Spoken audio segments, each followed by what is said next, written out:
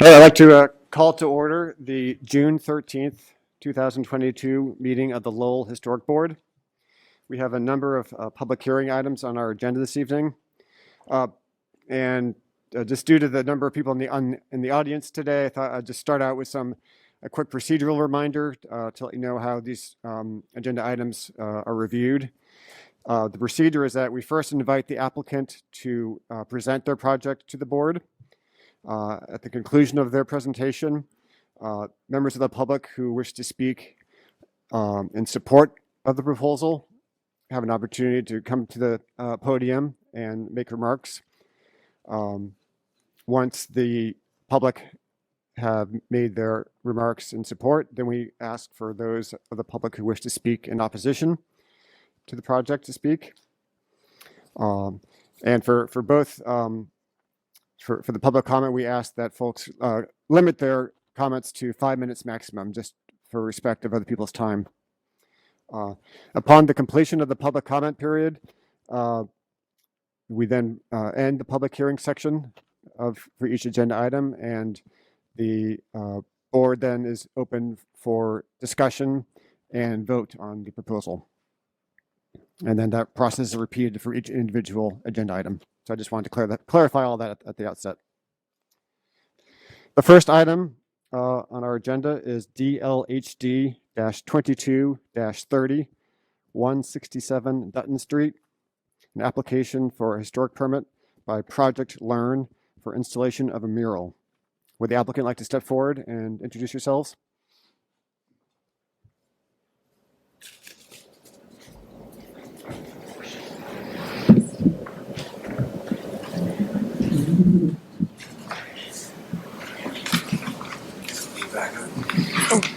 Carl. Good evening, members of the Historic Board, and I just wanted to check in and see if our partners from Beyond Walls are on the call as well. Charlotte Mayer is there. Perfect. Yep. Excellent. Well, good evening, folks. I just wanted to say thank you very much for reviewing our proposals tonight. I'm here with Carl Howell from CTI. Hello. And just wanted to give you a very quick overview. Last year, we were before this board to present on 2 mural projects in the downtown. And this year's Art Up Lowell Partners, there's a coalition of about 25 folks involved in this. We have several of the proposals before you tonight. And the whole goal of the project is to bring youth and community arts to our community with the collaboration of local and visiting artists. And CTI's mural is actually a continuation. They had planned to do the full wall, which Carl will tell you about in a moment. So really, I'd like to just turn it over to Carl to give a little background on this particular Mechanics Hall site, so he can speak specifically to the project. And if you have any questions on the overall Art Up Lowell concept, there will be 6 murals this year installed in the neighborhoods throughout the downtown. And I may have to step away because our alarm's going off in our building. So one second. Perfect. Go ahead. Thanks, Elsie. Hi, I'm Carl Howell, Chief Program Officer of Community Teamwork. We were here a year ago, gave some background and context to this project. As LZ said, this is a continuation, the second kind of phase of the mural that we're advocating for. Mechanics Hall, also the Youth Opportunity Center at 167 Dutton Street, about a year ago was elected as one of the sites for the Network to Freedom for its role in the city of Lowell and its historic role in the abolitionist movement, anti-slavery, holding meetings, as well as other kind of activities in the early stages of city of Lowell, where it's documented that Nathaniel Booth was an escaped slave, former slave that then moved up to Lowell. He opened a business that was at Mechanics Hall, 167 Dutton Street, and he was one of the members that really helped create that space as a meeting space to do a lot of historic abolitionist activity. And this mural that we have currently, and what we're asking for an extension, is to kind of represent the history but also the diversity of the city of Lowell. As you may be aware of, there is a lack of representation of the BIPOC community in the city of Lowell, and we want to have the mural reflect not only the long history of diversity in the city, but also the current kind of representation and the activities that happened within that building. And we're asking for an extension of the current mural that's there to the, I guess if you're looking at the buildings to the right going towards Dutton Street. Thanks.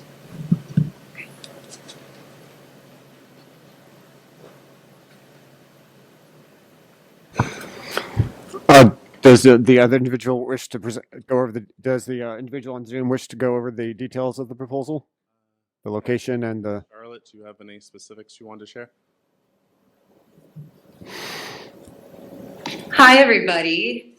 This is Charlotte, and I'm with Phil from Beyond Walls. I'm happy to share some of the details that were submitted in our historic narrative. Not sure if it's helpful to share a screen, but I can just share a little bit of background about this mural. It's been an honor to work in Lowell in 2021 and begin this wall. We look forward to additional activations this August. This proposal is for an extension of the current portion of the mural, and to be able to paint that whole wall has always been our goal. Given the tight timeline of being able to do this last year in 2021, we could only complete one section of the wall. But we look forward to this opportunity to complete this vision. We really do believe that the artwork that is there reflects the historic nature of Mechanic Hall, the culture of Lowell, provides representation for much of the population. And just to give a visual, if I can share my screen.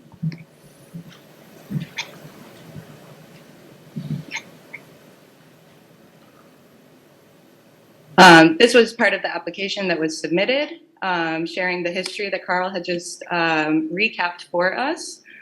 We all know that there is the existing mural on the left-hand side of that wall.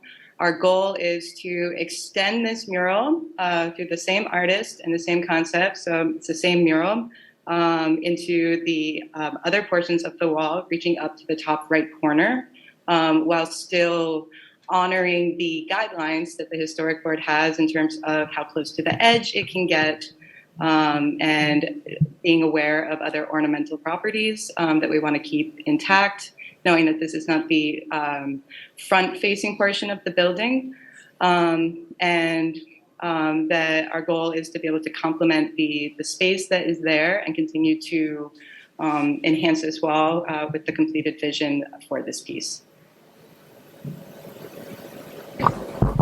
Great, thank you very much.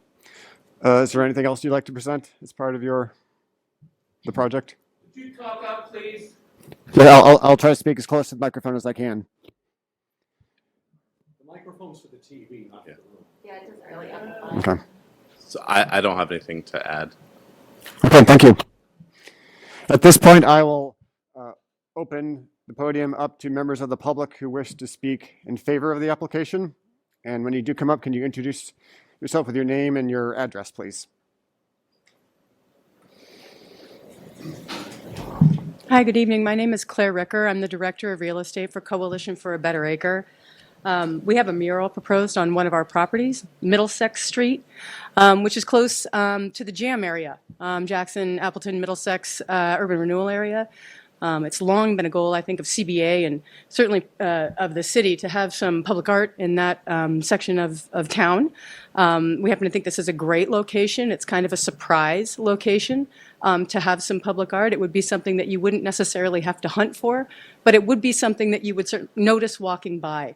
And definitely that part of town could use some things to notice as you're walking by that are calm and positive, and that's really the intention of our project, is to put something in the community can enjoy, but really will be sort of a surprise for folks to enjoy as they're coming down Appleton Street into the downtown area. So thank you very much. Hi, my name is Alexandra Tubiele. I live and work downtown here in Lowell. And I wanted to speak in support of the continuation specifically of the mural on 167 Dutton Street. So as someone who's lived downtown and commuted to work downtown and also in the city, one of the first things I noticed about this mural was that it changed the landscape when I was walking around. And the artwork that we have downtown is such a plus, and I think it's beautiful. Specifically, the mural on Dutton Street. I have brought so many friends and family over to check out this new space. Was there when there was the opening, and as a Black woman looking at that, it resonates with me in so many personal ways. The depiction of the woman with rollers spoke to my heart and a part of my culture and my experience as a woman of color with a controversial topic like my hair. And my children who are not Afro-Latino looked at that picture and thought, oh my gosh, that woman looks just like grandma. So I feel like personally, I think that mural is beautiful. I think it's a great addition to downtown. I love when walking back from Mill Number 5 or other spaces to kind of look up and see it. It's something that definitely sparks joy for me as someone who lives in the area and works here. But I think that it's also been a great conversation piece for me to talk to people who don't live in the area anymore or who have felt like they themselves and the story of their families aren't included in some of the artwork in the city. It's kind of inspired many of them to come back and to get reacquainted with the city. So I'm sure you all know this, but as a woman of color, specifically a Black woman, I appreciate the unique story that is Lowell and my own hometown, and we talk about the Industrial Revolution, but there is a part to that story that's not told. And something that I learned in the historic parks was the importance of an item called Lowell Cotton, which was fabric that was spun here in the mills and sent to be clothing for our enslaved African Americans or people like me. So to be able to, I still am able to appreciate our history and the art and the things that are in our museums. But for me personally, seeing a Black woman downtown on that wall made me feel even more at home, even more proud to be a part of the community. So I hope that the Historic Board will consider extending that and letting that part of the story grow. And I think that it will continue to just add another dimension to the beauty that is our downtown and the beauty of our spaces that that we count down to make this feel more like home. So thank you.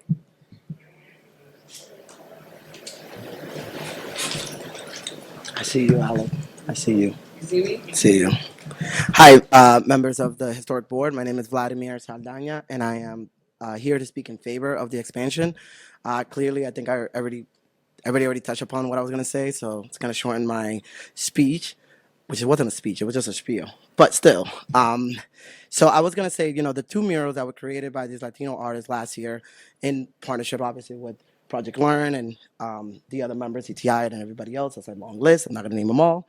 But, I think that those murals represent as a reminder of our, sorry, it's a little loud, I got distracted.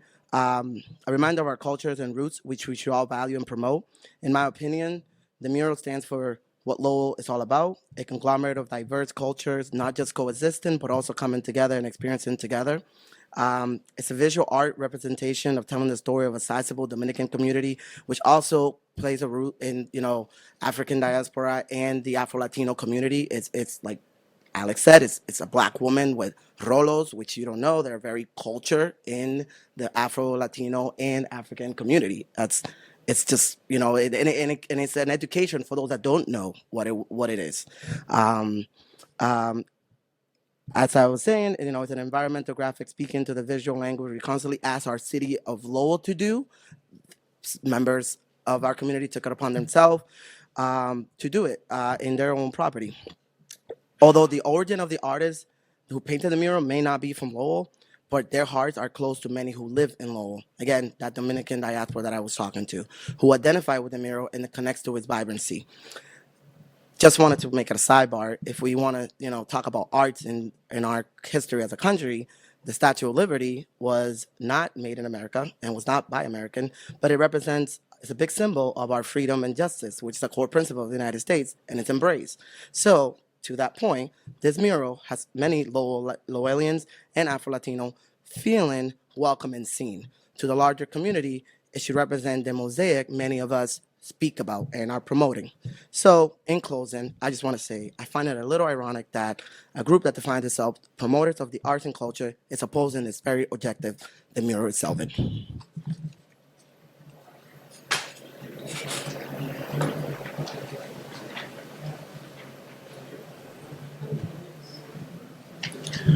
Hi, my name is Henry Marte. I'm the marketing manager for West Avenue Studios and Lofts and a photographer and filmmaker. I would like to open up with an official letter by the Arts and Business Council of Greater Boston, who's now the owners of Western Avenue. Dear Stephen and board members, as Western Avenue's new owner, I want to reach out and introduce myself and the Arts and Business Council of Greater Boston. AMBC's mission is to empower artists and arts and cultural organizations with the tools and services they need to grow their practice, gain influence, seek justice, and thrive. This mission has transformed with the recent preservation of Western Avenue Studios to ensure that artists have safe, affordable, equitable, and permanent spaces where art is made, rehearsed, and presented. I also wanted to reach out and to thank you and your organization's work related to the promotion of the arts, and in particular, your support of Project Learn and the Beyond Walls local initiative. It is an impressive program, and I toured Lowell over the past year. Is something that I noticed right away. We agree that creating a vibrant visual experience for residents and visitors puts Lowell in the category of other cities that invest in the arts and embrace their varied histories and exhibit pride in their community. I also appreciate that your program celebrates the different voices in the Lowell community and how murals have the power to engage and inspire. We look forward to seeing more murals reflect Lowell's creative culture over the years. I also hope we get a chance to meet and work together. Please let me know if you can support you and your work. On a personal note, as a first-generation American, I come from Dominican immigrants. And when I see that mural on Dutton Street and Market Street, I mean, like I see representation, like our culture is very rarely represented in Lowell or in mainstream media. And one thing I remember is I'm a local photographer, so I photograph events for Project Learn and other organizations. But I remember there was a field trip involving kids from the Lowell Public School System and the Boys and Girls Club. There's this one little boy who reminded me a lot of myself when I was younger. He barely spoke any English, very shy and timid. But when speaking to the artist of the mural, the artist noticed this and spoke to him in Spanish. The small child turned around to the counselor and said, "He's just like me." That's the sort of representation that these murals hold in our community. Thank you.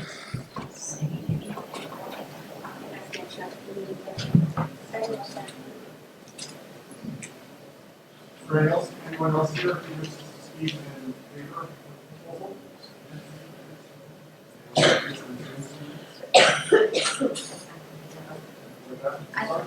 I just want to lend my support. Hi, my name is Magali Ronan. I'm a resident at 880 Andover Street in Lowell. I'm also on the board of Project Learn, and like my colleagues here, I am first generation American Puerto Rican, and those rolos, that's my grandmother. That's my aunt. And I really connect to that too. My daughter's 11 and she's also responded very well to the murals. And I think it's a great addition to the fabric of our city. So I just wanted to raise my support. Thank you.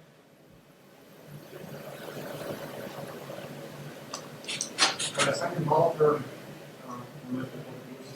favor. Third call. Hearing none, I'll now open up the floor again to members of the public who wish to speak. Step forward to the podium and speak up.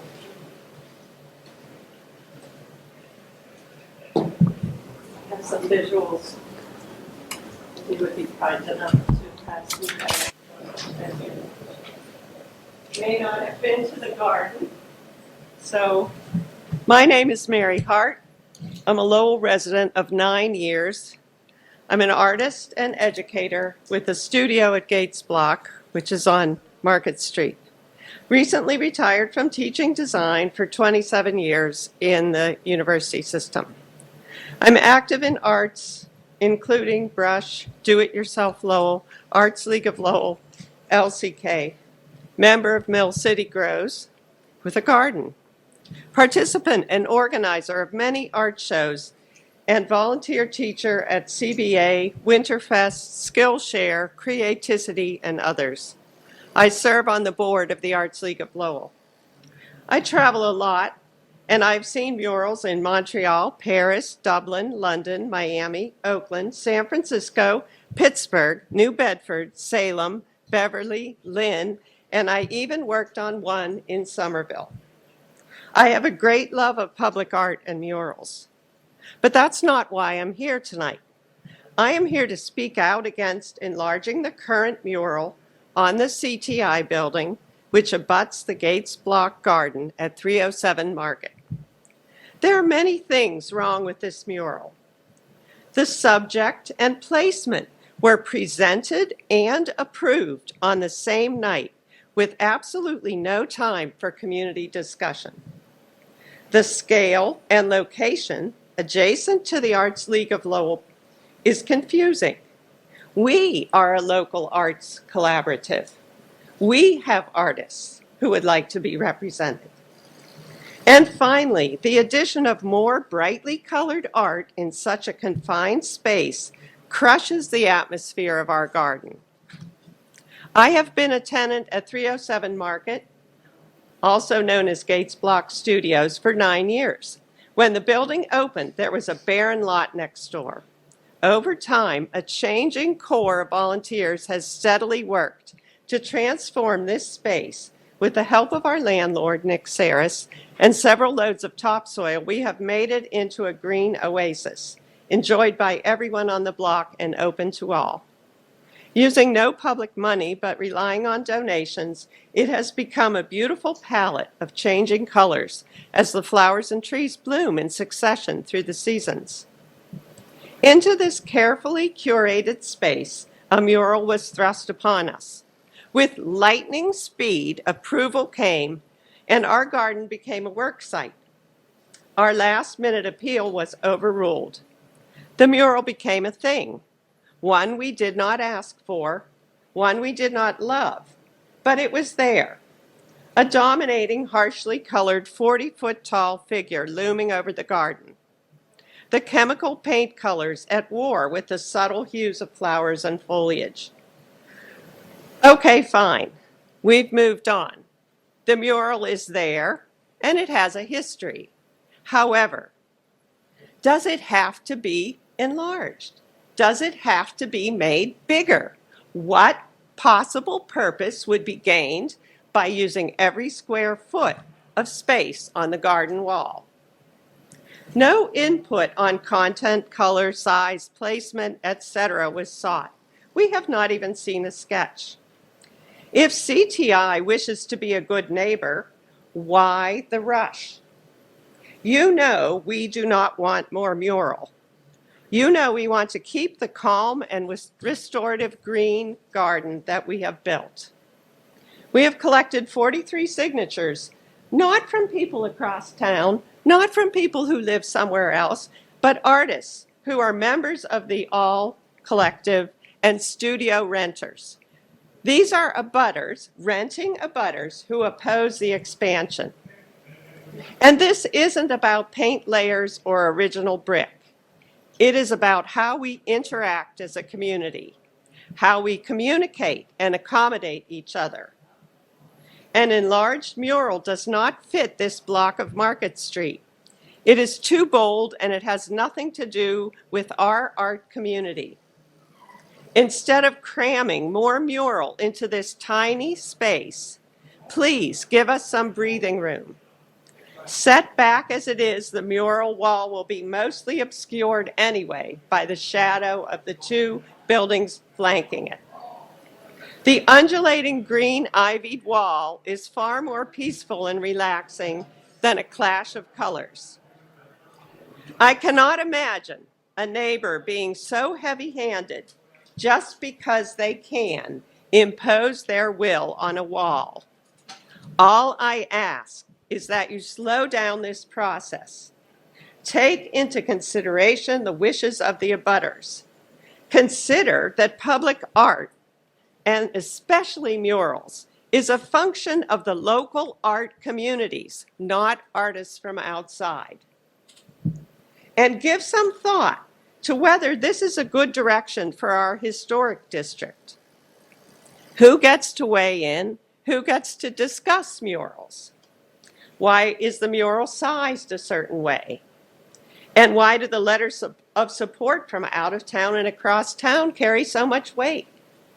We are just asking for time and a community discussion about whether to proceed on this mural. Thank you very much for listening to me.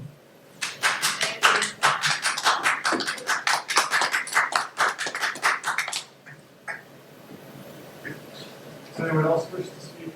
Anybody else?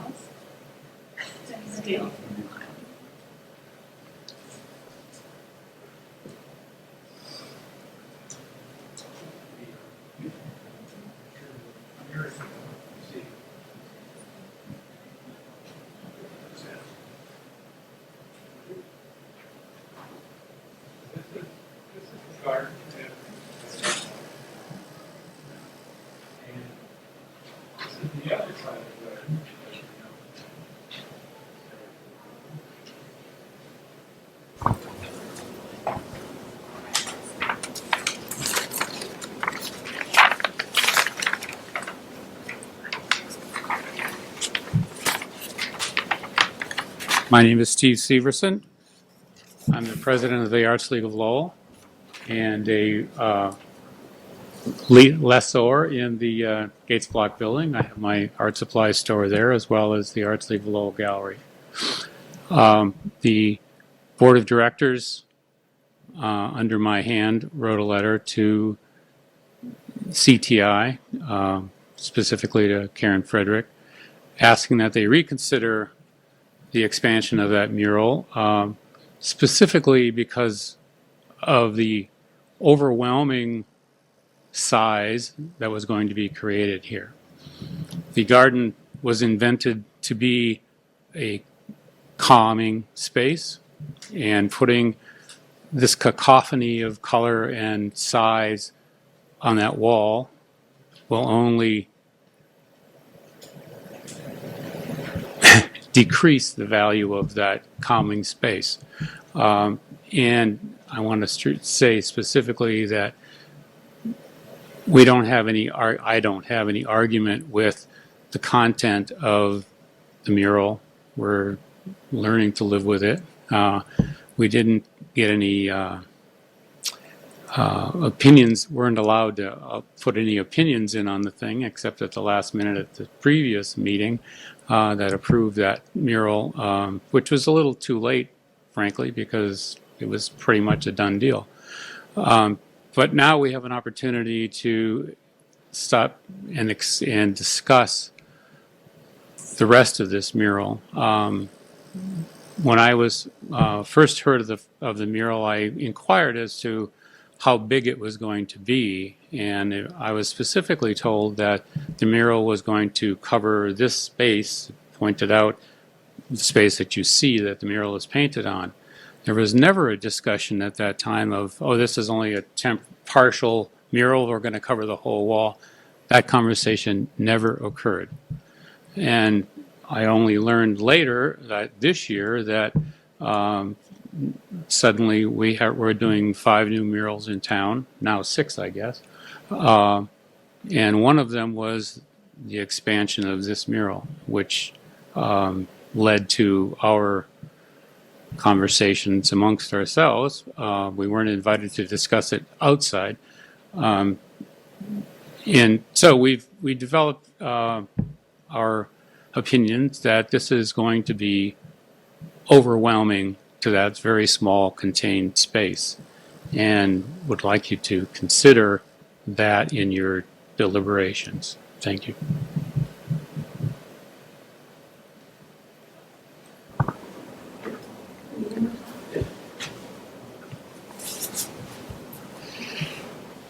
My name is John McGuire. I'm a paying tenant in the Gates building. I've been there, I think, for about 9 years. I'm a tenant of Nick Saris. I'm a professional writer and editor. I go down there every day. I work there 5 days a week. Last winter, I walked in one day and saw this gigantic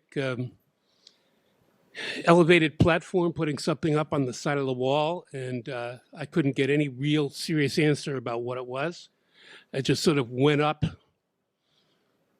as if it was an invention of some evil Batman who was going to destroy the scale of this little garden.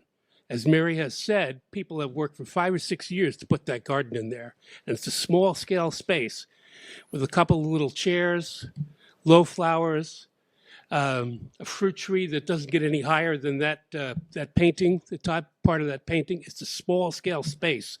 And it has been overwhelmed by an image. It seems to be a fact, but it's already overwhelmed by an image. And what comes to mind right now is the end of Ghostbusters, when the huge Stay Puft Marshmallow Man comes down the street. A bad visual joke at the end of that movie, but fortunately, that's just a movie. It was a joke, it was a movie, but next to our building, we have a multicolored Stay Puft Man painting of somebody who doesn't look, this does not look like anything from the history of Lowell either. No offense to the subject, but it is just so out of scale that I think anybody who put that up and called themselves artists would be embarrassed. One of the basic beliefs of an artist is you keep things in scale. So they put up a gigantic cartoon-like thing, turning this park into an afterthought. And it's unfortunate, it seems to be a fact, but certainly somebody needs to pause and courtesy for the neighbors, the abutters, the people who pay rent right on the street. Courtesy for us suggests that this has to go slow, there needs to be a discussion. It's already painful to see this out-of-scale mural and the thought that it's going to be expanded for no particularly good reason. Very irritating. And it leads the people who have been living in this and working in this building, not living there, but working there for a long time, to feel deeply disrespected. You know, deeply disrespected as Lowellites. So for that reason, I'm with the people who are saying, slow down, whoever is doing this, and talk with us. Thank you. Thank you. Just a few words. I'm an artist and I live in Lowell. Lived here for 20 years. I just want to say I support everything you just heard. Thank you. Hi, my name is Diane Hosmer. I've been living in Lowell for 22 years, and I am an artist at Case Law. I think as artists, we could agree that this mural is vibrant. It is any other place a beautiful, multicultural mural. I don't think there's anything wrong with the mural, not at all. I do think it is in the wrong place. I think that if it needs to be enlarged, it might be better to move the other part of the mural to another part of the city and allow other people to see this artist's work. If this doesn't happen, I want you to, in the future, please consider the place where you're putting a mural. And if it fits in the neighborhood, you would not ask a person to take a painting and put it in their living room and have to look at it against their will. These are the people who live there. These are the people who work there. You need to consider them in the future. Thank you. Thank you. Another call for anyone who wishes to speak in opposition? Anyone online, Steve? Third and final call? Okay, thank you very much. With that, we'll close the public hearing section and move on to board discussion and questions. Mr. Chairman, I have a question. Just, so we're clear about our role with these murals. Is it our role to approve the location or to approve the subject matter? If we could just speak to that a little bit. Sure. Subject matter is not part of our review. There is, I believe, there may be some language in the citywide mural policy regarding content. But with respect to the Lowell Historic Board review, we do not review subject matter or content. Thank you. I have a question. Your mic's not on. I have a question. If you recall any of the input from the building owner, that obviously that person has approved the. This is only for that, isn't it? Right. Yeah. So just Yeah. project your voice. Okay. How's that? All right. I have a question about if anybody recalls some of the input from the building owner. Like, what was the decision that made that person decide that that could happen in that particular place? Well, I believe Do you a have any history? representative CTI was part of the presentation Okay. from the applicant. I was going to say, CTI is the building owner, and I believe Mr. Howell is there. Mm-hmm.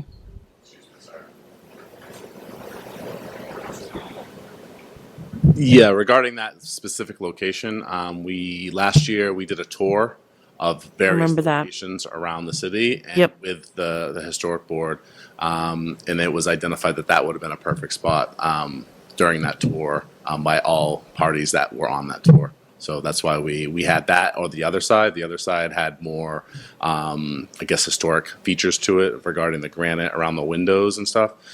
So the historic board recommended that part of the building was the ideal spot. Thank you. Okay. Thank you.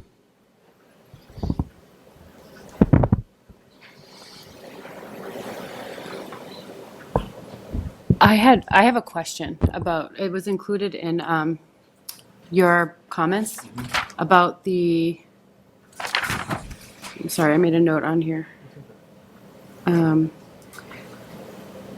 It's the fifth paragraph. The one topic of discussion was the setback from the building at Dutton Street and was necessary.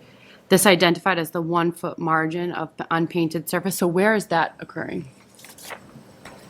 It's not really evident on the visuals they provided, but if you look at that elevation you're looking at, Yep. and if you go all the way to the right edge, there's a pier that goes all the way up to the roof line that forms a natural setback from the front facade.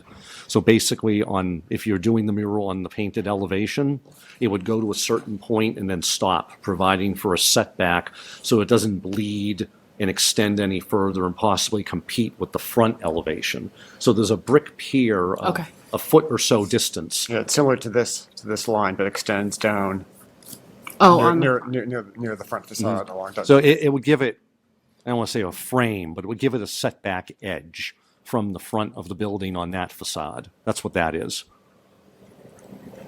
Because we did have on the prior two a little bit of creep on the two murals that did get done in the fall. So we want to make sure that the creeping doesn't take place, that there's a laid out grid, that everything is lined up out, and there's no chance for it to go beyond what the approved bounds are, if that makes sense. yes, it does. Thank you. And so I know the vines would have to be removed if a mural were to be painted, but how is there a proposal to remove this street tree? That's actually a giant weed. It is a giant weed? Yes. Oh, so it's not a nice street tree? No, it's a giant weed. Okay. He's going to protect the tree. I was curious about that too. Okay. When the site walk that was held a few weeks ago to look at the proposed sites, that did come up, and it's actually been trimmed back quite a bit. It just grows. It legitimately is a giant weed, and that will have to be addressed, or else it'll obscure and whatnot. I will say that I like the mural that's here. I think I'm supportive of an extension because I do think it meets the minimum requirements, what's outlined in our historic board guidelines. It's a previously painted facade. It's not obscuring any historic features. We developed this policy intentionally for understanding that the city couldn't always fund and appropriate public art, and it was a way to regulate private property owners coming forward. That said, there is a larger citywide ordinance that there is an appeals process, and abutters have a right to file that process as well if they don't approve of a permit. But otherwise, under the historic board guidelines, I am supportive of this application tonight. I mean, one thing I will note, though, is the historic board does have its own appeal process. That if someone wants to appeal it, a decision tonight, they have the right to go to Superior Court within 20 days. Just something real quick. I just wanted to also comment because about the ivy and stuff that we actually, when we were looking at the wall, it was recommended to have the ivy removed. So we are in the process of having it removed because it does affect the structure of the wall and can lead to over time deterioration of the wall and more costs associated. So we're going to be removing that as well. So would that be removed either way? Yep. And then I just have one question for you. It is a beautiful garden, but is this technically a buildable lot? It is a buildable lot, and when Gates was first done, there was design work in place to do a building there, removing the one on the corner, and that the building that would be built on this site would serve two uses, obviously new space for whatever occupation was going on in there, but also for accessible to the Gates block. So it would serve as a core for both buildings, in much the same way when Airlofts was done years ago, a loading dock was converted to the lobby, and it served both buildings and solved accessibility issues. So that was the theory here. If and when it becomes a buildable lot, it definitely is something that would be considered there.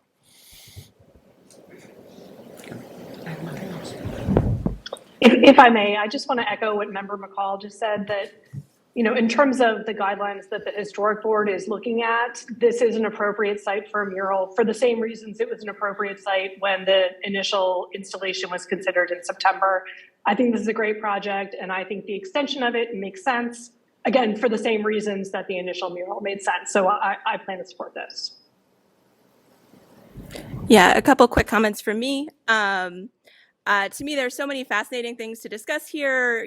What's the role of a private property owner versus renters? What rights do renters have? There's so many aesthetic questions about bold art versus kind of a consistent aesthetic that's more, that could be more calming versus something bold. How do we make decisions as a community? What history do we focus on? Really, none of that is my job here. My job here is super narrow, and it's to follow the guidelines that we've laid out before. So all of that fascinating discussion I would love to have, but my role here is very narrow. I did want to comment also that representation had been brought up. I think it would be good to note that this board is not super representational of the community in terms of demographics. I would love to see that change. I think it's a tricky board to alter because we have very specific roles. But I think that would be something to think about, is when there is something coming forward to us that is talking about different history in the community, I think it would be great if we had a little bit better representation so that people weren't having to explain quite so much to us about our own community. If there were more seats here that represented different elements of the community, that as opposed to just kind of a particular set of perspective on what history in Lowell is. So I think that would be something for us all to think about. Thank you. Any other comments or questions from the board? Yeah, this is Troy. Yeah, so I mean, I am in favor. I mean, again, that the location has been already established. I mean, art is subjective. I think is a beautiful piece, and yeah, I mean, it's already located there. That was approved, and yeah, so I mean, I'm in favor of the expansion of the mural. Thank you. That's something. Sure. Yeah, I would go with well, with a few things that have been said, but mainly that also our role here is limited. I realize that, and I think that kind of going what you're saying. Like I know it's a discussion, and I think it should be had. And what I was hearing earlier is maybe that discussion wasn't fully had, and I'm not. I can't really speak to that, but I can. Mhm. So, but again, I'm limited in scope and what I'm looking at here. So I will probably vote in favor.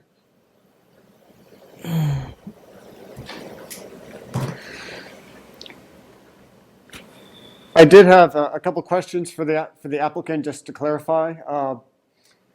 First of all, is the intent to use the same artist for the expansion of the mural, or would you be considering alternative artists for this expansion?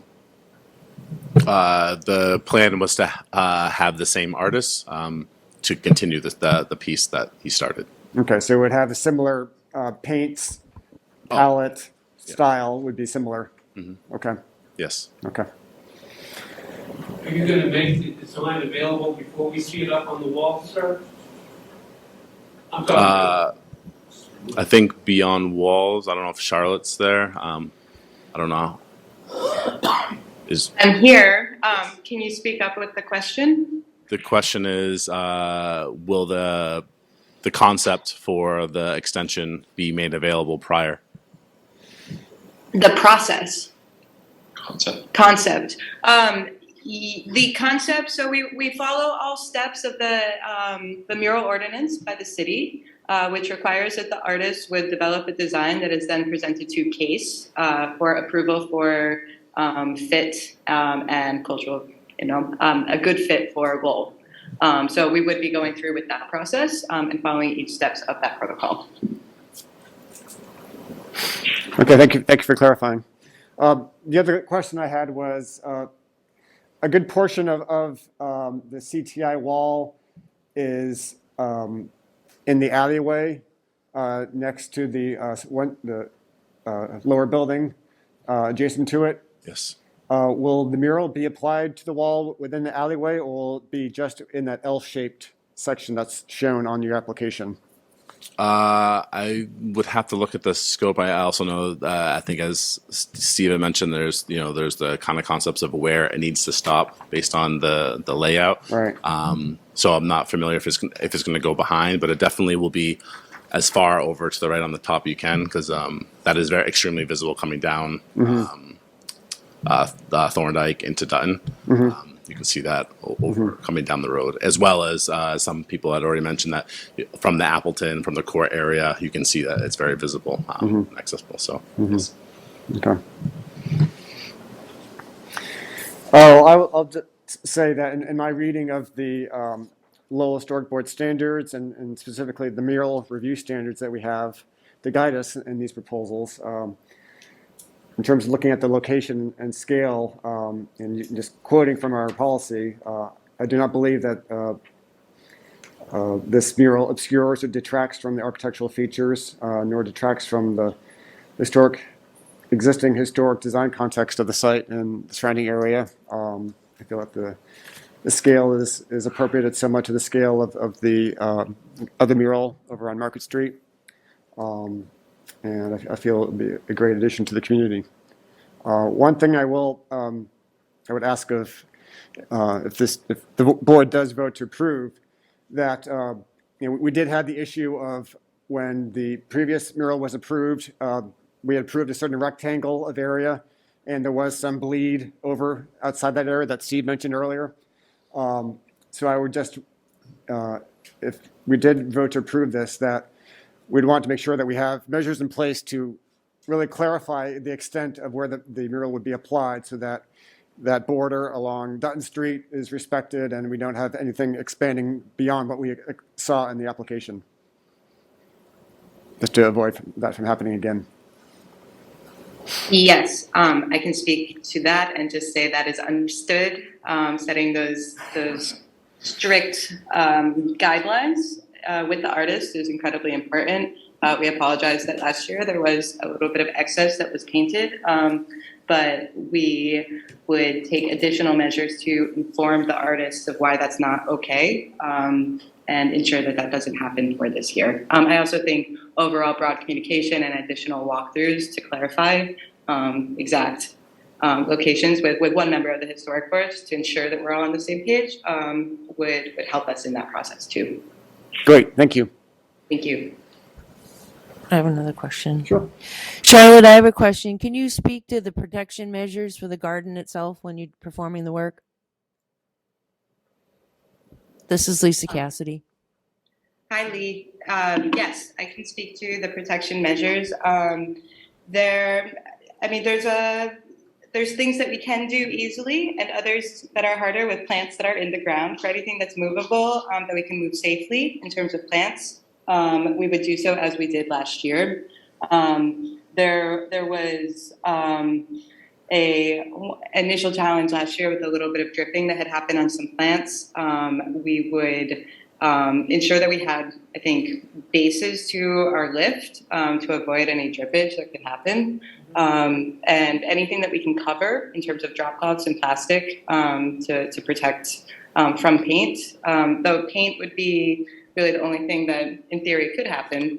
And we would do everything that we can to protect the garden through this process. Thank you. Thank you. Anything else?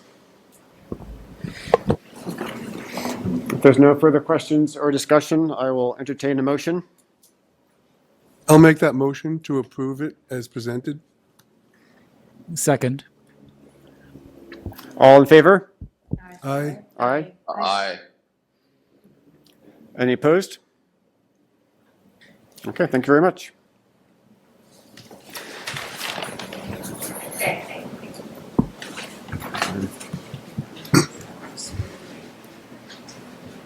Sure.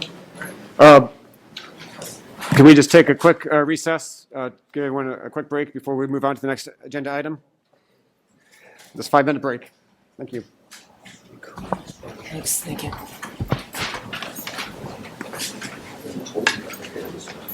Are the chair? Yes. I just think that, all fancy talk about respecting the artist while you're ignoring about 45 artists in the building next door doesn't sit well. The fact that we walked into that building and discovered this way out of scale piece of art, which has its own good qualities. One quality it doesn't have is any scale relationship to the environment. You guys should be able to do. I'm not going to say you should be embarrassed, but I'll tell you, it ruins. I mean, we live there. Okay, I don't know where you live. In Lowell, maybe? No. Sounds like if somebody put up a 45-foot high mural next to your front lawn and said, "Get used to it," and you're going to say, "It makes my rose bushes look like a joke." And whoever put that mural up is going to say, "We don't care that your rose bushes look like a joke, because we're in favor of art." Or something, whatever abstraction it is that they're taking to task. So the so-called artists here have just ruined the artistic work of the people who actually live on the ground. Okay? The fact that you're going to expand this thing, and there's no image, there's no sign here of what the image is going to be. That's a pig up. Some mysterious picture is going up here, and we don't get to see it ahead of time. And that's a power move. And that doesn't really, in less than civilized power move. There's no other way to look at it. How come we here can't see what the picture This is a power move by people who just want to put this through. So I recognize the power moves have in place, but they don't have my respect. And a bunch of people in this building who are deeply connected to Lowell, they're going to wince every time I walk into this building. You should know that. I don't think you've done the right thing. Thank you for coming today and expressing your opinions. It's part of the public process. You think you got it? You think you understand what I'm saying?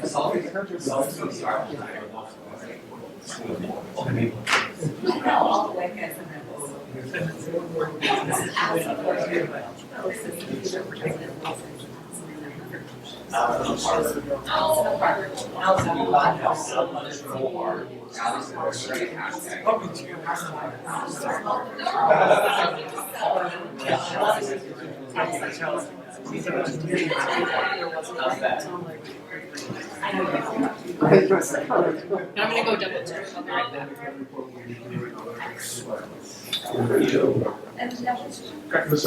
back. Yes.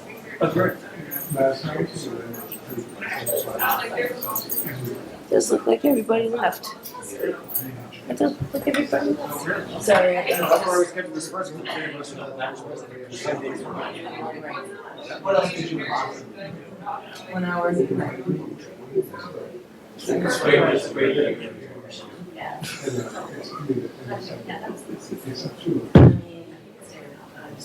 I found myself in there. I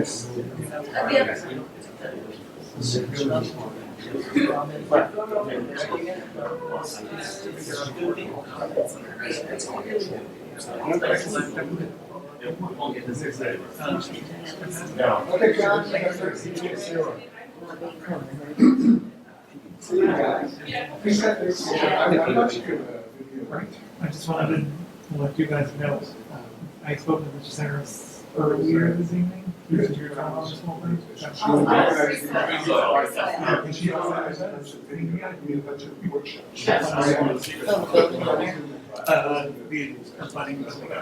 You have an appeals process in your ordinance.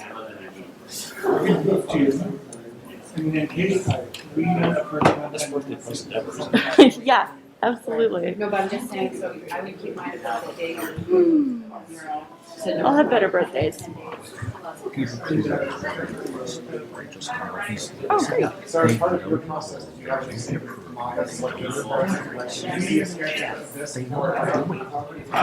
Yeah, I mean,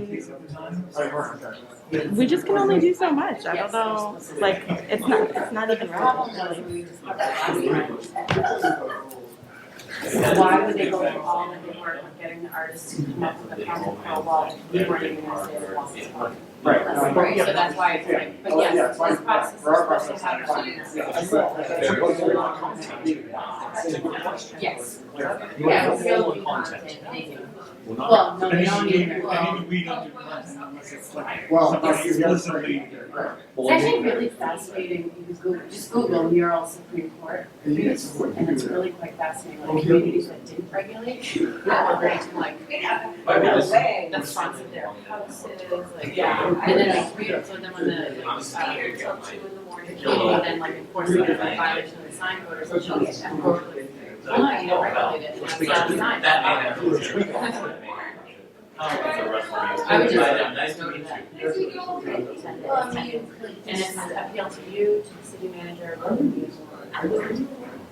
Under the new, under the ordinance. I didn't sit in like. And I would just think.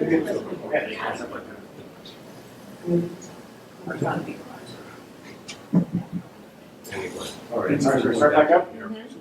It's fine, Jim. Hey, Jim.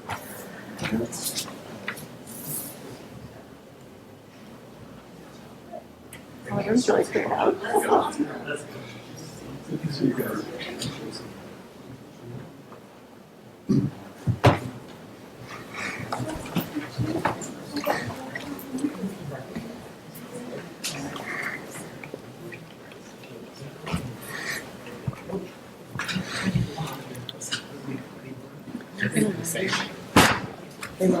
All set.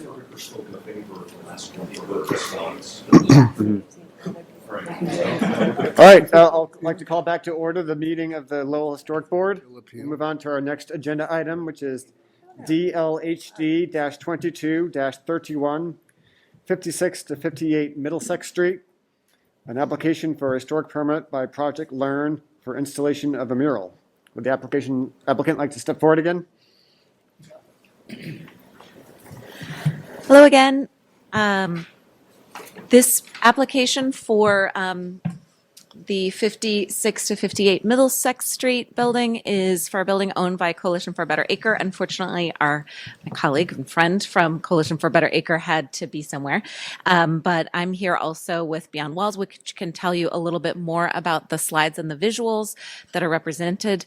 I think the big thing about this application is we would definitely keep the area of the mural strictly to the painted brick portion of the existing sort of first floor space of that building. And I don't know if Charlotte and friends from Beyond Walls has anything to add to that piece of it. But this piece would be featuring a local artist. So there we go. Thank you, Charlotte. Do you want to speak to that area of the wall? She probably can't hear. The visual might speak for itself, but I'm willing to entertain any questions and answer them to the best of my ability. And I can jump in here just to share, I'm sharing the visual of this wall. It is in that back alley of 56 Middlesex. And as LZ mentioned, it's this first floor painted location. We want to be respectful, even though these windowsills have been repainted already, to go below where those windowsills are and try to protect that, but to retain where the painted surface is located. And to keep it on that one surface and to have it be visible from down the alley hopefully to create a little bit of beautification, a little vibrancy through this alley. Great. Thank you, Charlotte. All right, thank you. Is there anyone here who wishes to speak in favor of the application? Second call for in favor? Third call? Hearing none, I'll open to anyone who wishes to speak in opposition. Second call for opposition? Third call? Hearing none, we'll move on to board discussion.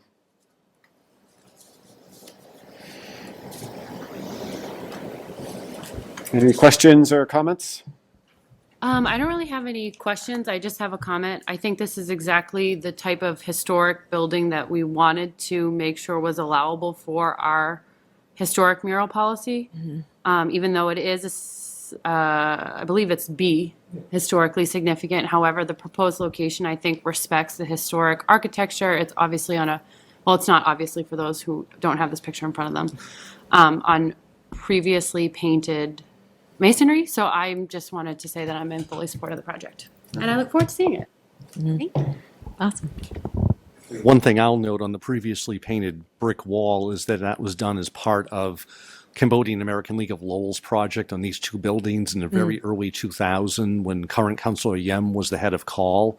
And that was an area of brick on the rear that was distressed. And in order to sort of unify it, thus the painting of that brick took place. You'll see that in a few places, in particular at Lawrence Mills is an end wall that used to be exposed facing the ballpark.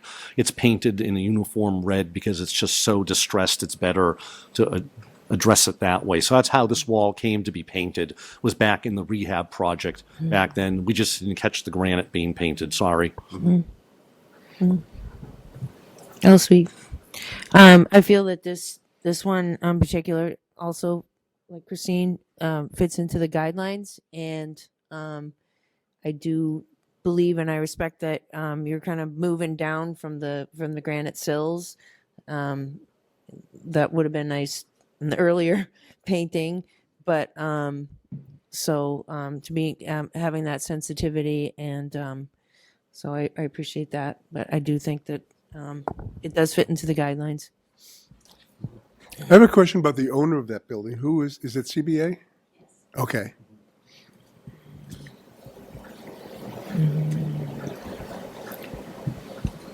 I did have one question about the granite sills. So I understand that you're going to be painting below them. Is there any plan to remove the paint that's currently on those granite sills, or will you be just leaving the existing paint in place? That's the red paint above your new mural. There's no plan to remove the existing paint.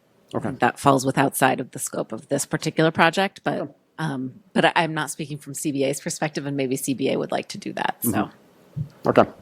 I'll talk to the real estate director. For the record, she spoke in favor of the last mural, but she was talking about her mural. Correct. Yes, it is.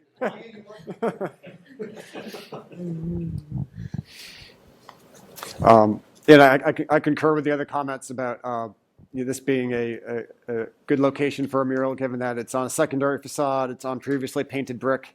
It will definitely add some life to an area of the historic district that I think would benefit from some art. There are no further questions or comments. I'll entertain a motion. Just one quick question, just Sure, George. because I'm not that very familiar with Middlesex Street. Just for orientation, who's the abutter in the lot that we're seeing in this picture, like right in front of the mural? Do we know who that is? Maybe the back of the courthouse? Yeah, I believe the abutter in that case, I think it's split. Part of it is Verizon, the giant's, bunker, the giant bunker that's there. I believe part of it's Verizon. The other part is the ownership of 89 Appleton, which would be one of the LLCs or LPs with Nick Saris and George Baracus. Yeah. Thank you. I was just trying to get orientation on that road. Yep. Thank you. Sure. Well, I'll make the motion to approve as presented. Second. All in favor? Aye. Aye.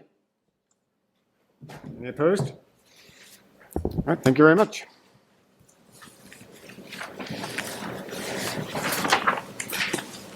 All right, we'll now move on to item C, DLHD-22-32, 44 Middle Street, application for a historic permit by Project Learn for installation of a mural. Would the applicant like to come forward and discuss their proposal?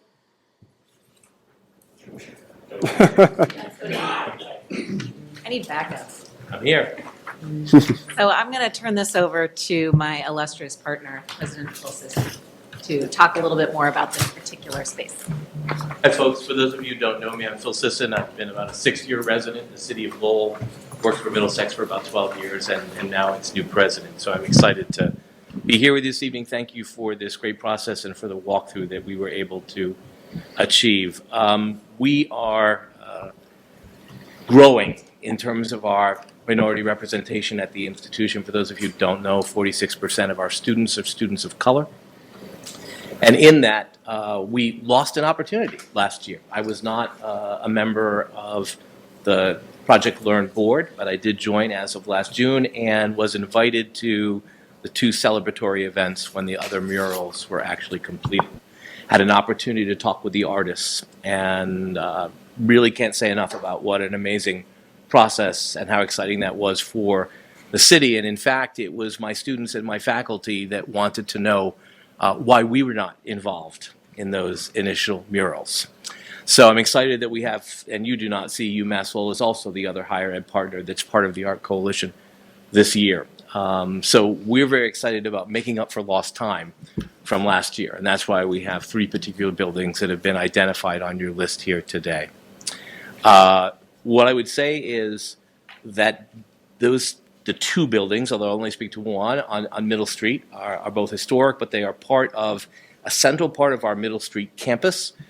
That whole park there needs a renovation, and the city has recognized that, and that will be occurring. So this is perfectly a natural time for us to consider how to make that a more vibrant part of our campus and our city.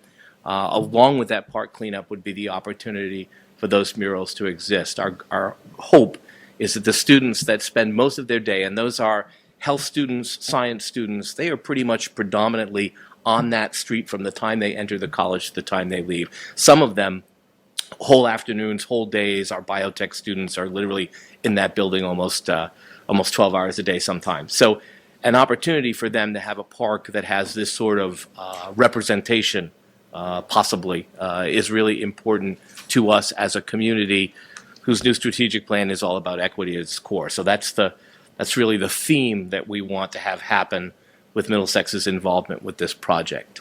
I have Patrick Cook with me. I don't have the history of those buildings. You do, he does. So we'll try and answer any questions that you may have, just to say that we're incredibly excited about this project. Thank you. Is there anyone else who wishes to speak from the public in favor of the application? Second call for comments and support. Third call.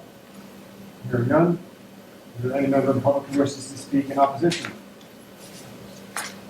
Second call. Third call. Hearing none, we'll move on to board discussion. I have a question. The application we're hearing is 44 Middle Street, and then we're talking about 88 Middle Street next, and we've got pictures of proposed locations that reflect 70 Middle Street, the Talbot Wall, the Derby Park Concrete, and 80 Middle Street. So which? So what you want to do is, this particular one right now for 44 Middle on the application is indicated as application 1, surface A, 70 Middle Street, Talbot Wall. So that's 44. So it's the one that you don't have in front of you. Hold on one second. This one. Is that Yes. one? Yeah. Yes, it is that one that we're currently looking at in this hearing. Okay. One Just thing. wanted to make sure I was.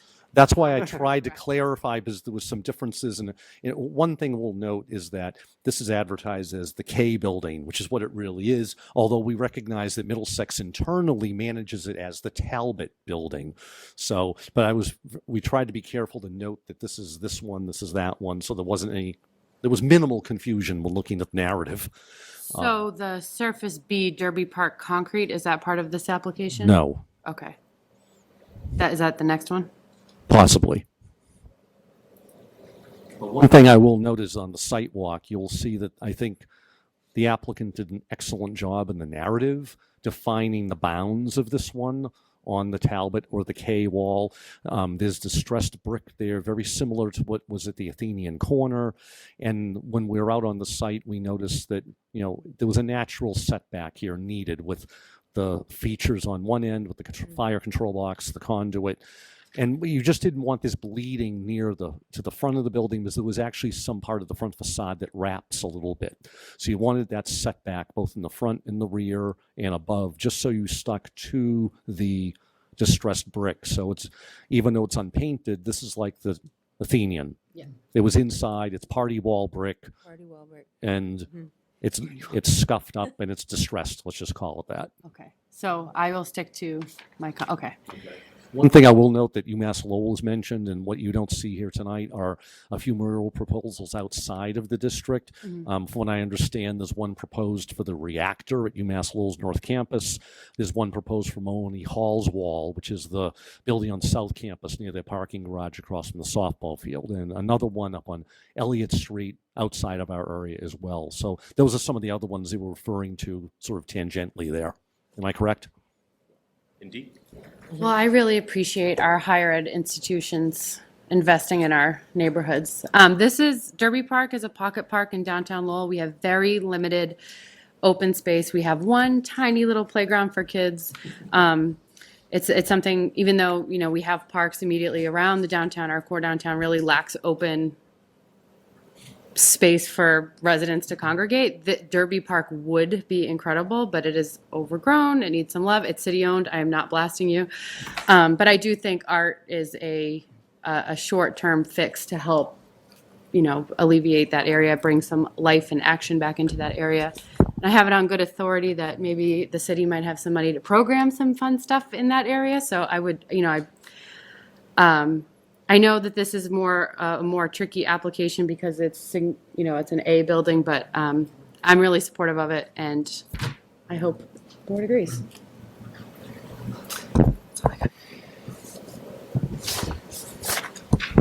I'll just dovetail on Christine's comments. Excuse me. I mean, it's a great space. I think this project fits in line with other projects that we have approved, and I just think this could be a great, fun location for students to kind of congregate in and kind of brighten it up, right? I'd want to go back to school just to sit there. But we'll be happy to sign you up. Yeah. Sorry, so I have a question about our own policy. I thought that the Athenian Corner was approved based on kind of a strange loophole of that wall no longer existing because we had already approved its destruction. I didn't realize that was part of it, but Okay. but it was because it was an internal wall. It was not meant to be an external wall. our policy makes a distinction between party walls and external walls. It says highly discourage painting directly on historic brick, and so we made the determination as a board that while it's historic brick, because of its original intention, it's not a brick meant to be preserved. And we made that based on the party wall distinction or the condition. I just want to make sure we're not. I want to know what policy we're Quite setting frankly, here. I think the party wall, the condition, and then also, there is supposed to be proposed development there. Or Right. there was intended at time of application that there would be a development. Yeah. That it was never a finished facade, so to speak, as part of a elevation. So we're saying going forward, this would open up. This, I guess we already did open up for other party walls, of which there might be more. Are we saying the party wall is what's important, or are we saying like that it wasn't intended to be an exterior wall? Is that what's most important, or is it the condition, or is it both? I think it's, well, one, we didn't want it to be a front-facing facade. So if it was like on a street corner, we didn't want that. And then we didn't want to, painting directly on the brick to deteriorate a wall. So if it was in perfectly good condition and there was concern about the mortar. So I think that's why it came into contact with, why that came up in conversation for Athenian Corner. But I think the intent is to protect historic features and architectural features and protect the brick. And whereas this is the back of an alleyway, I still think we are consistent with previous decisions, but also not setting ourselves up for a no vote later. That doesn't make sense. Yeah, I'm not necessarily a no vote. I just want to make sure I have the reasoning clear in my mind of what gets us. Yeah. I think our policy doesn't necessarily state that if you're painting on a party wall brick, you can do whatever you want, wherever you want. I think that we look at impacts on, as we state in the policy, obscuring or detracting from architectural features, detracting from the existing historic architectural design context of the site and the surrounding area, visual evidence of previous buildings and ghost signage, things like that. So it's one of many issues that we consider, I would say. Right. It's sort of this whole thing of like some of our issues are easy yeses and some of them are easy no's, and then there's a whole gray area where we get to discuss, and we're somewhere in that gray area with these. I think the way I look at it is I look at the guidelines, and it's a little bit of everything. It's like location and scale, and each particular space and request is individual. So I take that, I look at what we have to guide us, and I take a good look at the space, and if it fits inside there, then it's a yes for me. If it doesn't, if it's detracting to the overall historic landscape as a whole, and harmony is the word that we use, then it wouldn't fit into the guideline. So it was interesting as on the site walk, and Jeffrey and Kerry were both there. This was sort of you looked at it, and to the point where we're counting bricks below the sills to make sure that it stayed far enough down that it wasn't interfering with the upper floor features, and it stuck within that, let's call it, distressed area, and also giving the setbacks to avoid that bleed, or I think Jeffrey said creep, that kind of thing. Anyway. Right, and to reiterate the bleed issues, this is another case where we'd want to make sure that we're very clear on how far we can go, particularly towards the Middle Street facade, to make sure that we are maintaining that little buffer zone at the edge. so that we're not impacting the historic facade. Any other comments or questions? If not, I'll entertain a motion again. I move to approve this permit with the conditions outlined by the Historic Board Administrator. I second. All in favor? Aye. Aye. Aye. None opposed, so thank you very much. All right, we'll now move on to item D on the agenda, DLHD-22-33, 88 Middle Street, application for a historic permit by Project Learn for installation of mural. So this is the other side of the park, in essence, the other building that we've been calling the Derby Talbot, sort of double.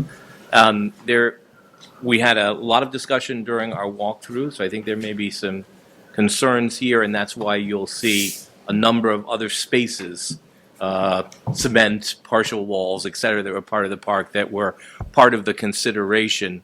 There's an existing art installation. It was done by students and faculty a number of years back. That's part of that wall, and there was an intention in our original application to move that art installation to allow for a mural to be on that wall as well. I think there were a number of concerns that came up during our walkthrough, so I'll let folks speak to that, but our intent was to create sort of this experience and this environment in that park for students, as I've spoken about before.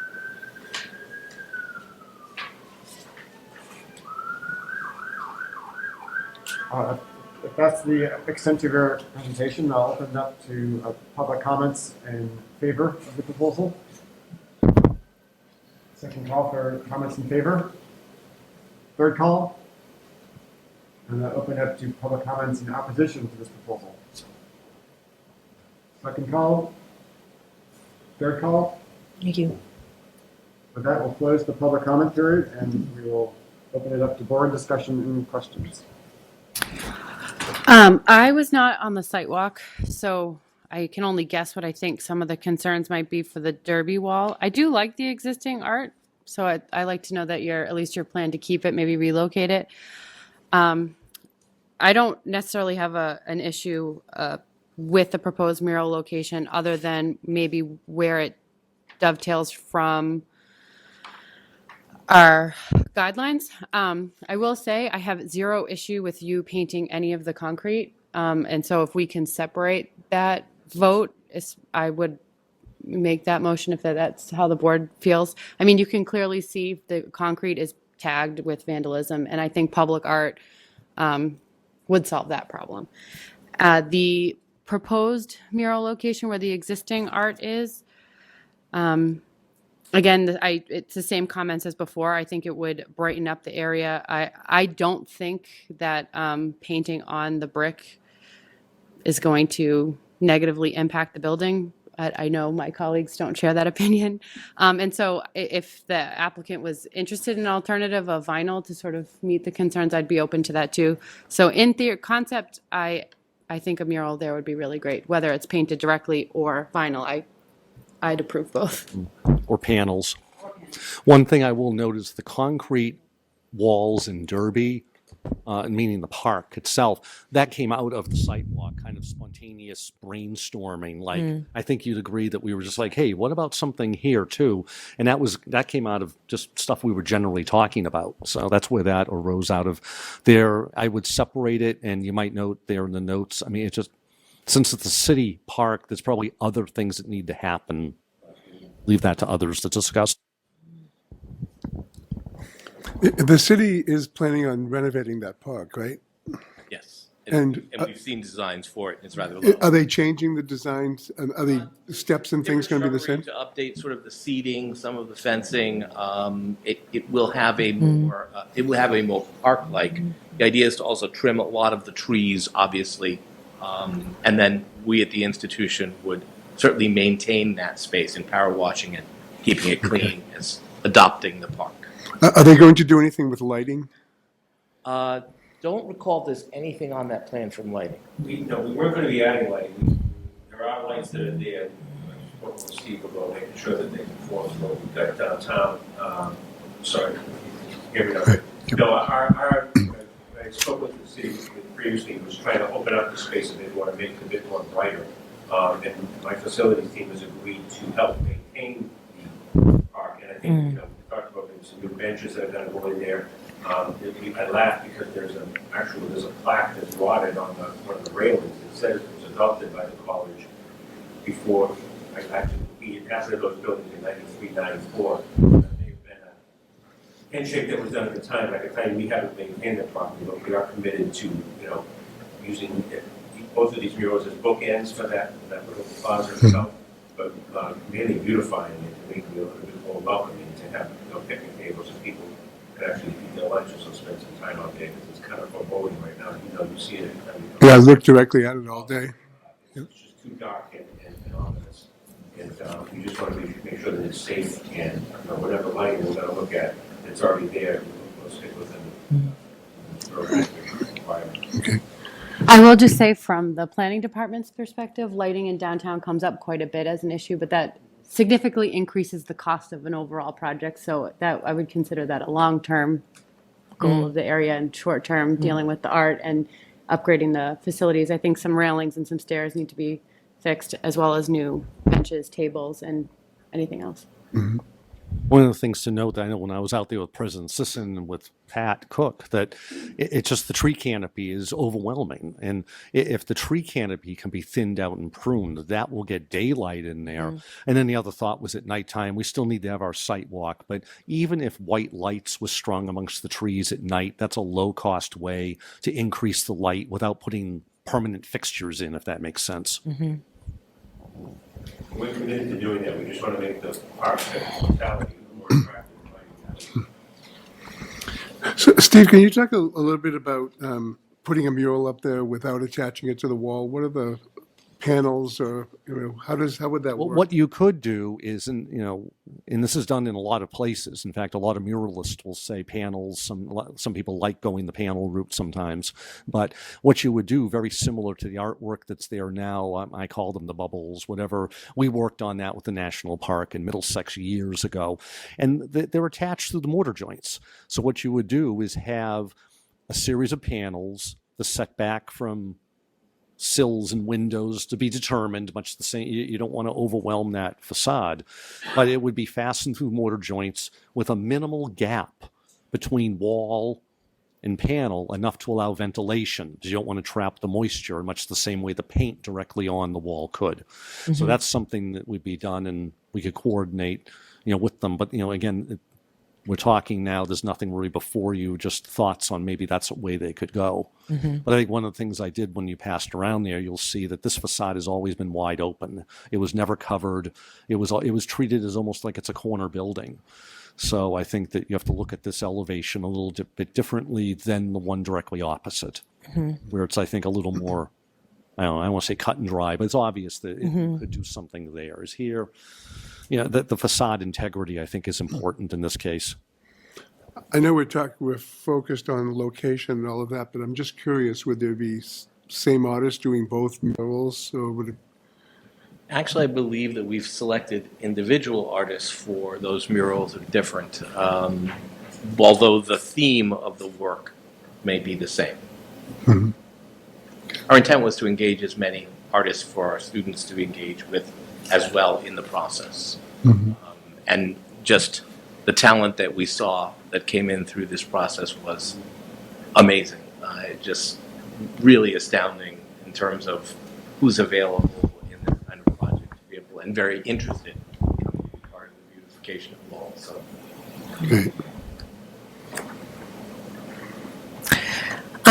So this is an example of one I do not feel fits into our guidelines.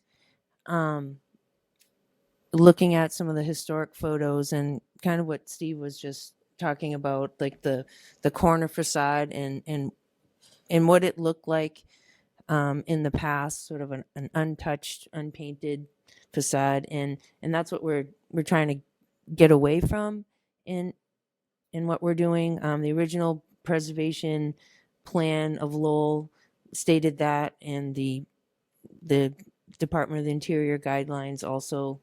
I mean, that's where the original came from. So, and as I read through, it's not particularly like location and scale. It's actually a focus on the building itself. And I would support possibly something that wasn't so permanent in the future if that was the case. But this is kind of one, as I was speaking of earlier, that I do not think that fits into our guidelines. So.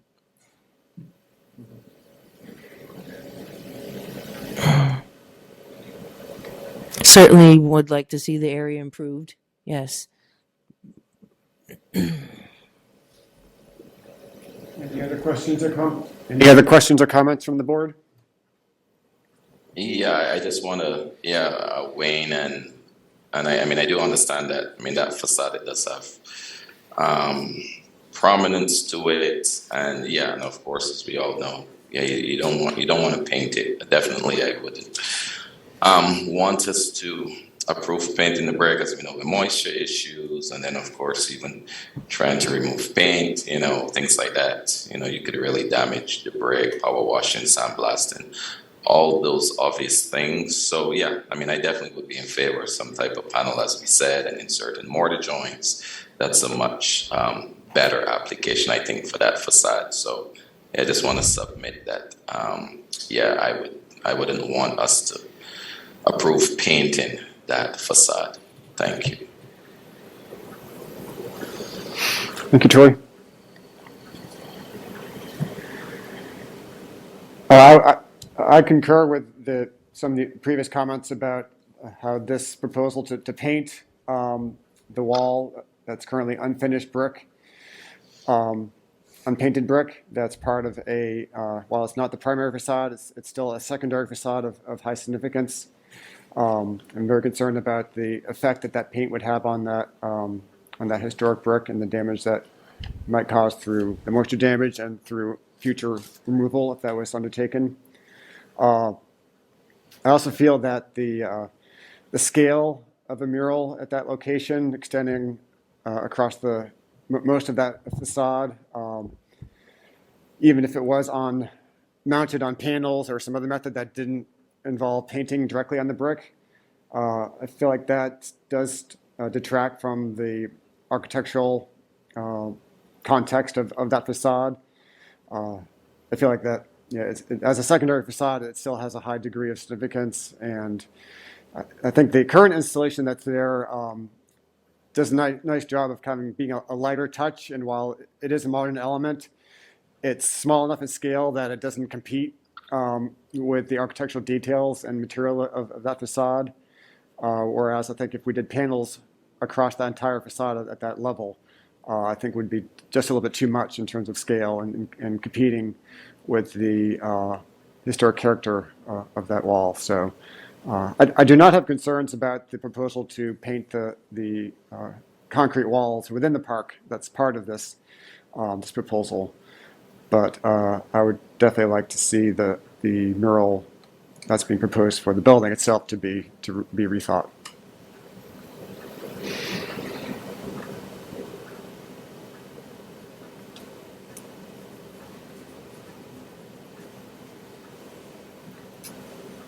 So I guess we have a couple options here. We can either take a vote on the proposal,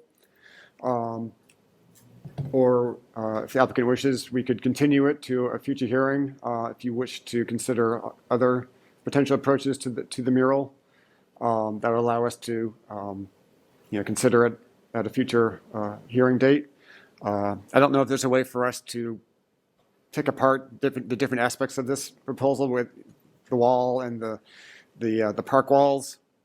What's interesting, there's actually no application for the park. It's for the building. So the park walls that are the shown, park walls are part, city property, and there's no application that has the city as a signatory. I mean, you can maybe speak to that, but there's no application. Because again, this came on the fly on the site visit and got morphed into the 80 or 88 middle application somehow. So maybe Christine McCall might have a suggestion. I don't know. I'm just thinking. No, there's no application where the city isn't an applicant to do the concrete, but would it be fair to say, the board to say that we wouldn't have an issue with murals on concrete? And so the city and Middlesex could move forward with coming up with the plan and doing that work, knowing that there would be a future vote? Yeah, we have to Okay. come back to us. But Yes. you've heard, you've heard some of our opinions about that here, so that gives you some guidance to work from. And I think we do appreciate the removal of the shading on the granite caps on the concrete. That was an initial thing that was noticed, and that got removed. So it's only focused on the concrete. So thank you. Thank you. So I guess I'll put it to the applicant. Would you be willing to reconsider the mural proposal at this time, or do you wish to go forward with the request to paint the wall at this point in time? I think we're at a stage where we understand your concerns historically about that particular wall, and I think that we have the freedom to sort of do what we need to do with the concrete as it is understood. I've heard some arguments that the art installation that's currently there may fit the standard, and I think we've not had any further discussion with any artists about the installation of any panels. And I think you've expressed some concern about scale with those panels as well. So I understand and actually tremendously appreciate the fact that during that walkthrough we did some brainstorming, and I think we can still elevate the quality of that park for all of our students and the citizens of Lowell without being concerned about that particular painting of that mural. Okay. So just so I'm clear, Steve, so does a continuance, does that request need to come from the applicant, or can the board request a continuance? Usually the Generally, applicant. that would come from the applicant. Okay, that's what I thought. So if there is a further application, then we would come forward with that based on any other conversation. But at this time, we have an understanding of your concerns, and obviously that we can move forward with what we need to on the components of the park that you all agree to. Okay. I mean, I would suggest continuing this hearing to leave it the possibility of coming back for this building rather than having to go through a whole other notification process. I agree. So I think you should have probably two votes. One would be for a continuance of 88 Middle Street proper, or Derby Building, or whatever we're all calling it. And then a second vote on the park. I have a question. But if Should that's not we, if that's not part of the application as you state, then there's really They no need to vote. come back with that, yeah. for 88 Middle though, just to keep notice, should we pick a date, like 2 meetings from now? Oh, I mean, it could be continued to the July 11th meeting, and if we have to continue it again, we will. But it So would I be, move to continue 88 Middle Street to the July meeting. I second. that. All in favor? Aye. Aye. Aye. Okay, we have consensus there. And we don't need a second motion. well, at this point, they have to come back and work with the city, I think. Okay. Okay. Well, the DPD looks forward to working with Middlesex on the concrete Thank and you. and the And the beautiful. revitalization of Derby Park. Absolutely. Great, thank you. Thank you.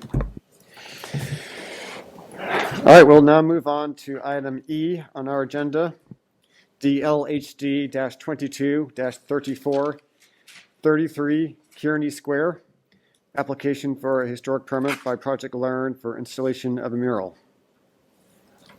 So it's a 1984 building, so it's hard for me to talk about the historic value of the old Wang Center, but it is sort of an area that it is the hub for all of our buildings. We've been great stewards of all of our buildings within the city of Lowell, but we've just done a lot of work on the interior of that building, and it is time for us to sort of have an opportunity to really showcase our students on that building. And we're excited about that possibility. We chose that particular side because of its view from Central Street as people enter the city.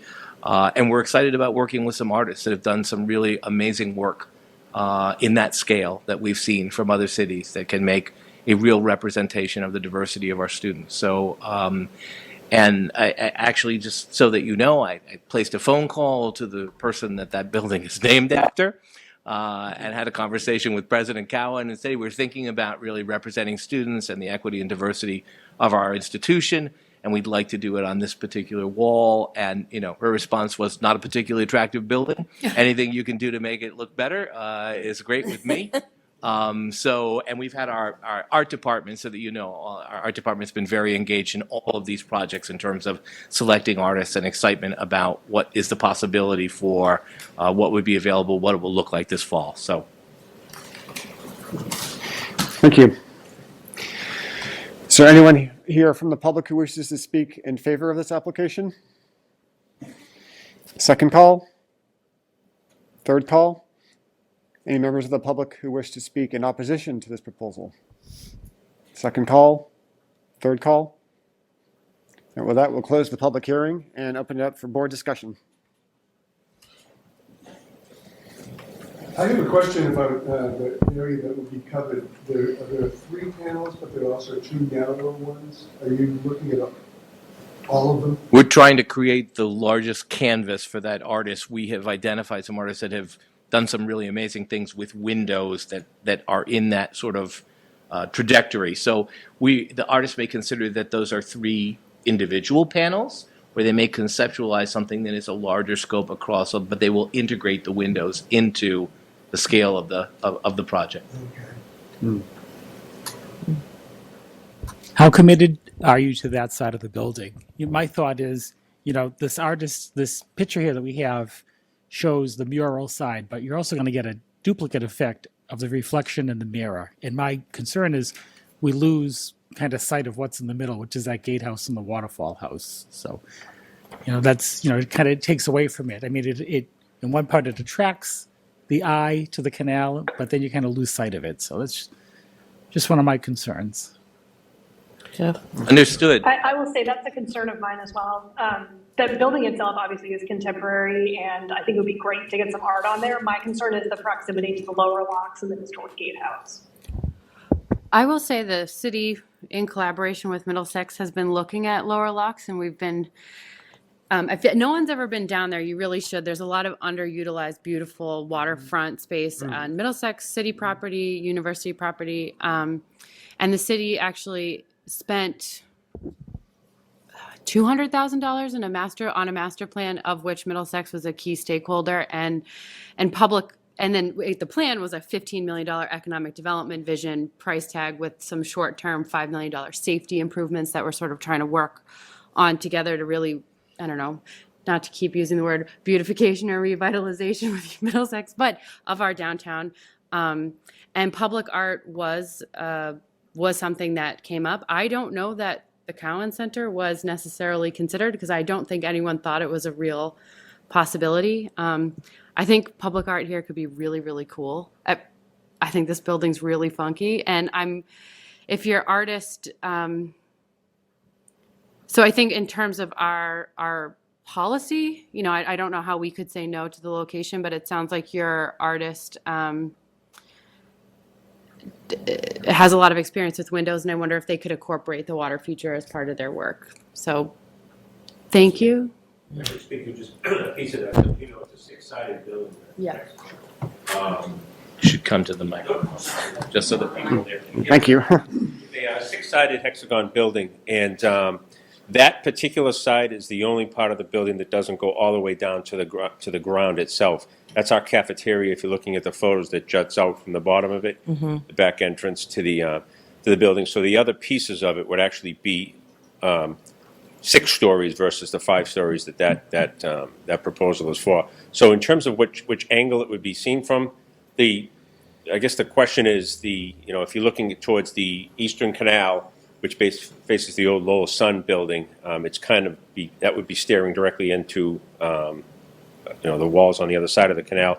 There's the Kearney Square East Merrimack Street side, which faces towards the auditorium, and then there's the other 2 pieces one which would also face into the canal at the lower locks, and then the other would face directly into the Concord River, coming down to the confluence with the Merrimack. You're really on a peninsula. We are.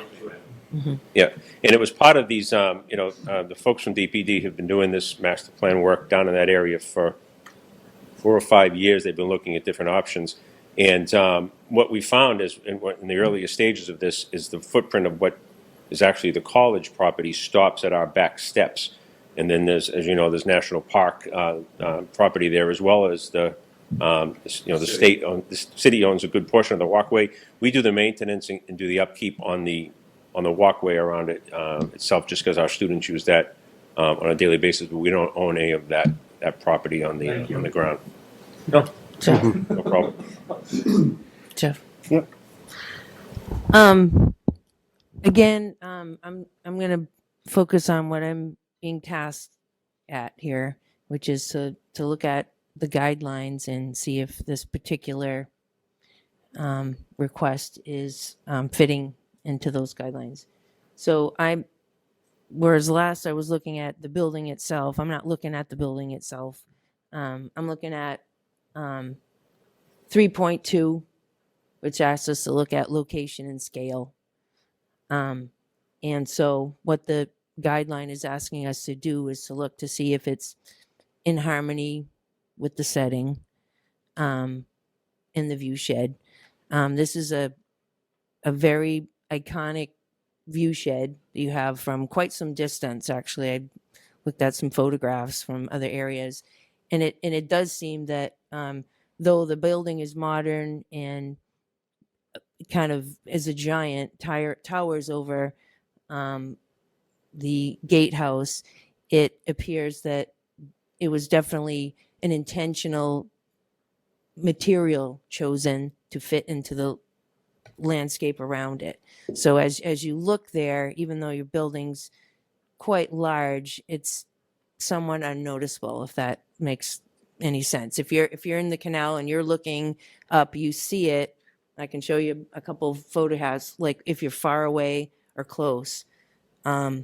So what I'm concerned is I don't see it fitting into the cultural landscape and being in harmony, having something a little bit brighter and drawing your attention to distract you from what that original intent would be. I see it as, I think of it a lot as an experience. Like when I'm there, I try to picture myself as a visitor or whatever. And even though I love murals, I think that that view shed, and I can share a few, have the boards look. It's historical, and it would remove me from that experience. Even though, like I said, I do love murals, I don't think that that's the appropriate spot for it. It might be on a different elevation facing. I know I haven't walked around the building to look to see what that view shed is, but when you have the canal, the historic gatehouse, and then the background, I'm saying I see your building blend in because of the materials chosen. I see it, but if it was in bright colors, I would really see it, and I wouldn't really see what was in front of me. So I see it as not fitting into the guidelines and being in harmony with the surroundings. It's a very iconic view shed. The view shed from the Central Street Bridge. I mean, yeah. From the Central Street Bridge, as far as you can see back.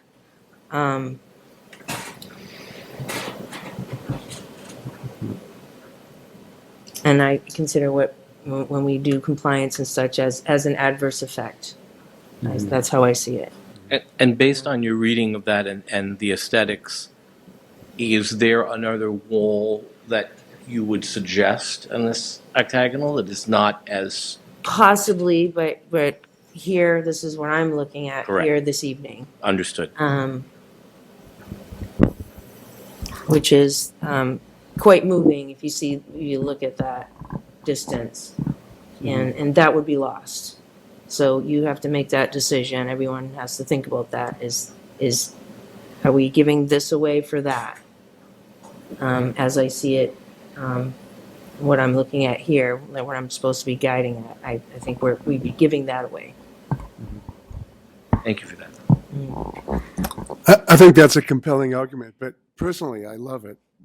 I think it could be really vibrant and really beautiful. I agree. And, just to jump in, you asked about another wall. I mean, you want to grab some excitement in the continuum of Lowell and the excitement. There's a wall that kind of kitty corner faces Kearney Square in the other direction, kind of opposite that wall, right? If you went like 2 sections over, right, you're coming down East Merrimack. I'm thinking the one that's under the other corresponding. No, the one that. Oh, the next one over. Yeah. No, you know where the Cowan lettering is on the other side? I think that's maybe what. Which is across from the Where the stairs lead up to the entrance, you mean? Yeah. Yeah. So if I was standing on the bridge, if I'm coming like by Blue Tillet, right, and I go past Blue Tillet, you see a facade there, right? And I think your loading dock is at the bottom of it. That's what I was going to say. That's the drawback from that is the entire bottom tier of that is our loading dock and our mail room, and so that's where all of the trucks pull in and out of that area. But is that like the equivalent layer though? Is the It's on actually the other side? recessed a little bit down. Yeah. It sinks down into a driveway to allow for the trucks to get in and out and drop off their load. So that would be the northern facing wall that you're referring to there. But that does have, there's a big chunk of that building that's, big chunk of that wall that's like utilization for the deliveries and loading dock. If I'm correct in thinking, this facade in this proposal has the Cowan Middlesex lettering above.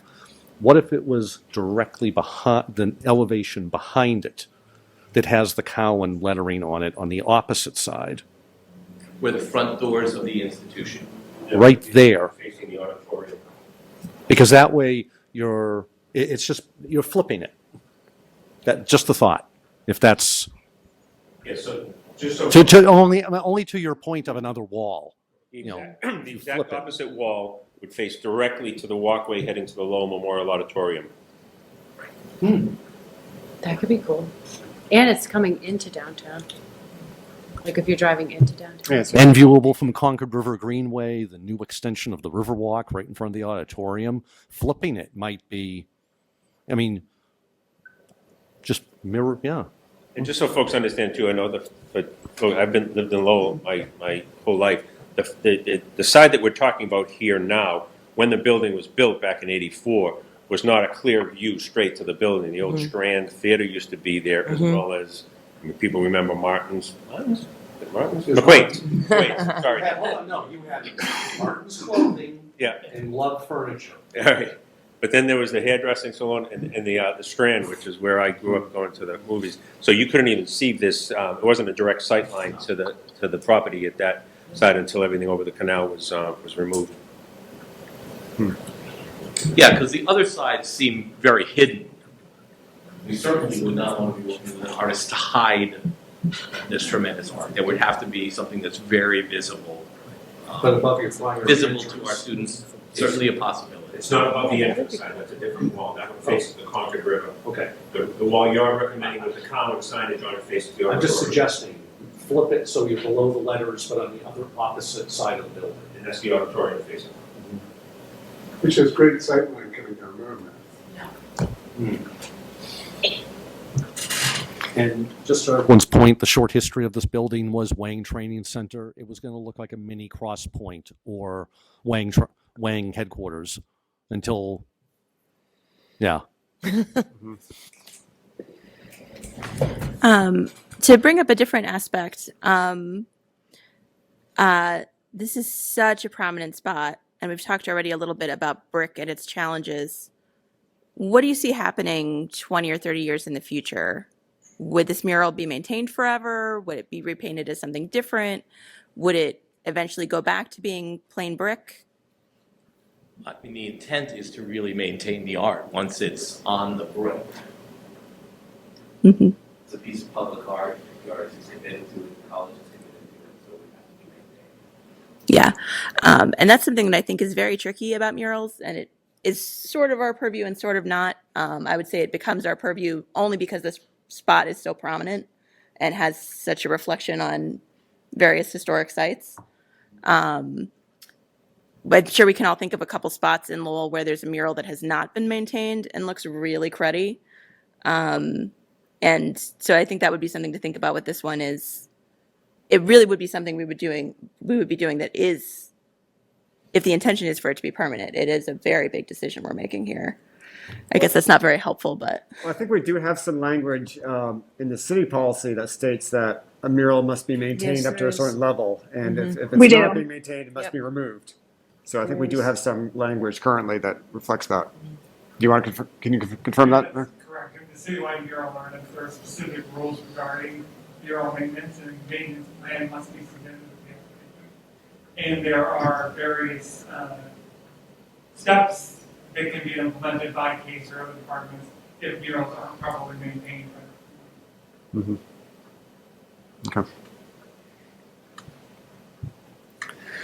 Yeah, I appreciate the concerns that some of the board members have raised. Admittedly, when we did our site walk, we were kind of right up at the base of the building, looking up at that facade, and that was kind of our focus, was looking at the contemporary nature of this building and considering how a mural might affect that. But I see Elsie's point, and we step back and see it in the context, as you see in these photographs of the Lower Locks Gatehouse. It does start to creep into the area of potentially detracting from that historic context for the gatehouse.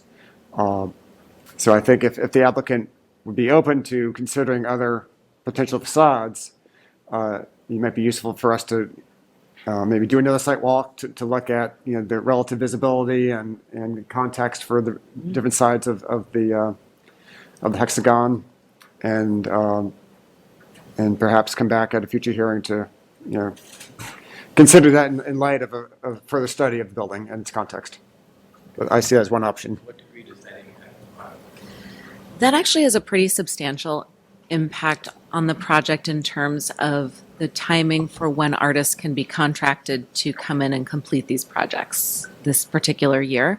I know that's outside of, considerations you would want to make, but I would sort of advocate for us coming to some more clear direction, because after this meeting, we sort of pushed this to the latest possible time in terms of when artists can be contracted at the moment, and we will lose contracting opportunities. I think if we wait a full month and have more walkthroughs, we understand that that's what you may all need to do, but we're sort of concerned in terms of timing as to if there is a secondary option that could be really suggested and recommended today, that would really give us some clear guidance of what's possible during the installation season, which is basically August 14th through 28th. Mm-hmm.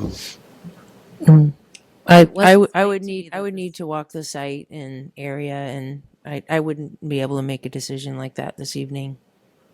I don't want to speak for everybody, but I would say I personally would be willing to do a special meeting if that's what it took for the project to be both thoughtfully considered and to move forward. I'd be open to that too. I also like the mural Same. where it is, but so for other suggestions, I'd say any other one that works for you that's not this one facade. But yes, I'm open to being present for a special meeting too. I'm open to a site walk and reviewing as well in a different period. Mm-hmm. And just so people realize, it's already been publicly noticed. We don't have to go with 7 days in the paper, and we can go with a 48-hour notice for the meeting. So it's okay. And we It's can be helpful. at your disposal to do a walkthrough as soon as you'd like to do that for us to determine. Mm-hmm. What's the date of our next meeting? July 11th. Carrie and Troy, do you have any thoughts on that? Yeah, I mean, I'm fine with that. I could be present for that meeting. I could as well, and I'm happy to join a site walk also. I can set that up with Steve. I mean, we did that within 48 hours. If you Okay. need that. Well, I mean, the site walk, sorry. I mean, The site walk is one thing. Would you want the site walk to coincide with the meeting, or do a site walk, mull it over, and then that's when the 48 hours would come into play? Like, we decide on, okay, the date's going to be June whatever. That's the 48-hour trigger. Just have to post it and we're good to go. The site walk can happen anytime. I'm glad you brought that up because the only two dates prior, if we stick with Monday, is June 20th and June 27th prior to the holiday, which is. And Monday is holiday and we're off. Monday is a holiday. So we have the 27th. Do you have to do it on a Monday? It's most likely guaranteed we'd have a meeting space. Can we have a meeting space that isn't here? Do the walkthrough and have the meeting at the college. Or if I can, I think it has to be at City Hall. Yep. I mean, if the meeting was allowed, I would support a vote on the site visit in order to expedite the approval process if the meeting was allowed. I don't think we can have a public hearing at a site visit. Can we have it? Well, technically, the public hearing's been closed, and now we're in board discussion time. However, I don't feel comfortable voting at a site visit. I wouldn't either. I wouldn't either. Okay. So are we talking about Monday, June 27th as a potential meeting? Unless we want to meet sooner. It depends upon room availability. If we set a date, we have to check if there's a room because you have city council and summer schedule. You have school committee meetings. You've got ZBA, planning board, and conservation. Normally they're in the council chamber, not in here.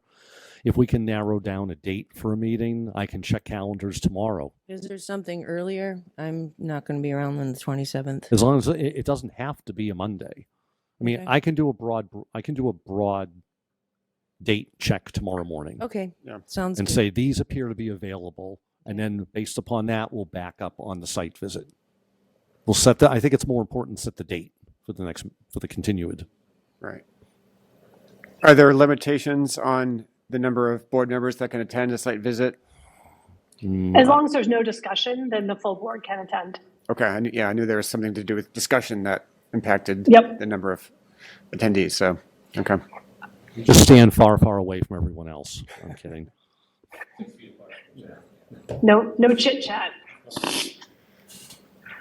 Would it help? I have a drone video of the entire building the drone circles it, if that helps at all. Can you play it now? Yeah, I mean, I have it, so I might as well play it. Sure. If you can bring it up, though. I mean, that might be our site visit. Not for I me. can't show off my drone abilities, which, give me one second. It's the distances, right? You have to think about this far, this far, this far. What is the viewscape? Are you able to see the screen? Mm-hmm. Yes. How cool is this? Zoom has brought many things. It's like when you asked Jim about the elevator at 78 Hillside Street, and he was able to sketch up right. So I don't have an issue with that facade. That's not impacting my view. That faces the backside of those buildings on. It's the backside that doesn't face Yeah. anything. Well, you'd want it to be impactful, right? Welcoming. Right. This is the side I was thinking of right here, Loading Dock, Mhm. facing Right, the bridge in Kearney Square.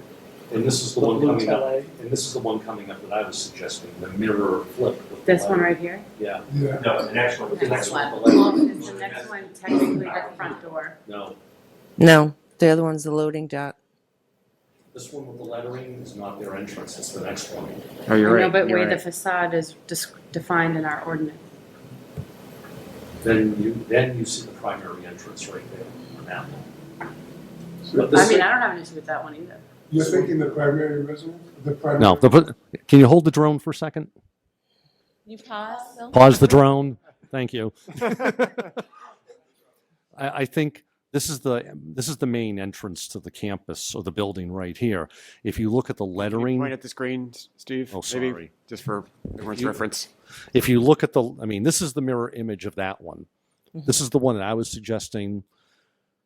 George was suggesting the loading dock, which they've explained really wouldn't work.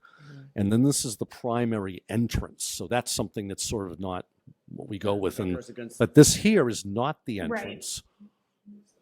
But what if you're looking down the canal? You're looking down at that footbridge, and then what do you see from further down the canal? If you're on the water, what are you seeing? If you're at Mass Mills, for example. further. If you're up I think if you're up the eastern canal looking this way, Yeah. but You're in the eastern canal, you see the wall, you can't see from this view here. Mhm. The loading Where the loading dock dock is. That's the eastern canal here. Mhm. So I'll call it the eastern side. This is the side that faces directly onto Kearney Square. Mm-hmm. And then this side here is the one that faces directly, this side here faces directly at the auditorium. So if you drew a straight line, Mhm. say that because it's my office there, and I look straight across and see the walkway at the War Memorial, straight across the street. This side here faces over towards the Davidson parking lot, Mm-hmm. behind on the other side of the Concord River. And then that side faces directly to the Enid Conference Center. Mm-hmm. I like the one facing the parking lot. only suggested because it mirrors the other one. It flips it. It's below agree. it's below the lettering that recognizes the facility and the past president and the name of the institution. What do you guys think of it? Well, I still would like to be there and present. It's different sitting here and looking and being part of the experience is different. So walking around at all sides, like what do you see from this distance and that distance? And To me, you want it to be impactful, right? The building But- is visible everywhere, just by Right. the sheer scope and Right. size Right. Yes. when that building was built. And the fact that you're on legit a peninsula. Right. But I think from what we've seen here, I think, just from my sense, is that there are other facades that are similarly visible to the public that may have less of an impact on the historic setting of the historic district. Understood, and we are open. So I think it's worth further consideration of other facades. Yeah, to me personally, I walk around this area a lot. I would say the vista behind a parking lot, you know, when you're seeing such a prominent parking lot, it's sort of a bummer from a historic perspective. And a mural instead that would draw your attention would be a real plus without disrupting. And I agree, I'd like to see it in person. But to me, there's nothing to detract from at that angle. You're only beautifying what's, you know, honestly, it's a very nice parking lot, but Oh, no, we have great plans to eventually hopefully do something with that parking lot. We hate the parking lot too. I love that walkway. The walkway's lovely. Yeah. Jeff Speck recommended Phil get in and they. He did. He wanted to make it into a park. They could bring it right up to the curve. It would be gorgeous. Really? The original Brown Book plan for the national park, that building doesn't exist. It's a giant hands-on model of the canal system as a park. I had pictures from the 1970s that I think, you know, some of them go through your website, just showed it was a vacant lot, a parking lot down here where the ICC is.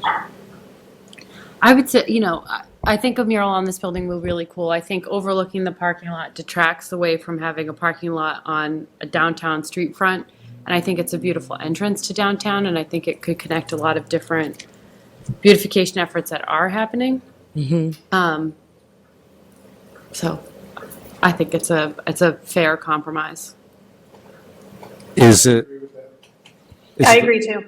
Is it the pleasure of the board to continue, have a site walk, and then continue to an upcoming date?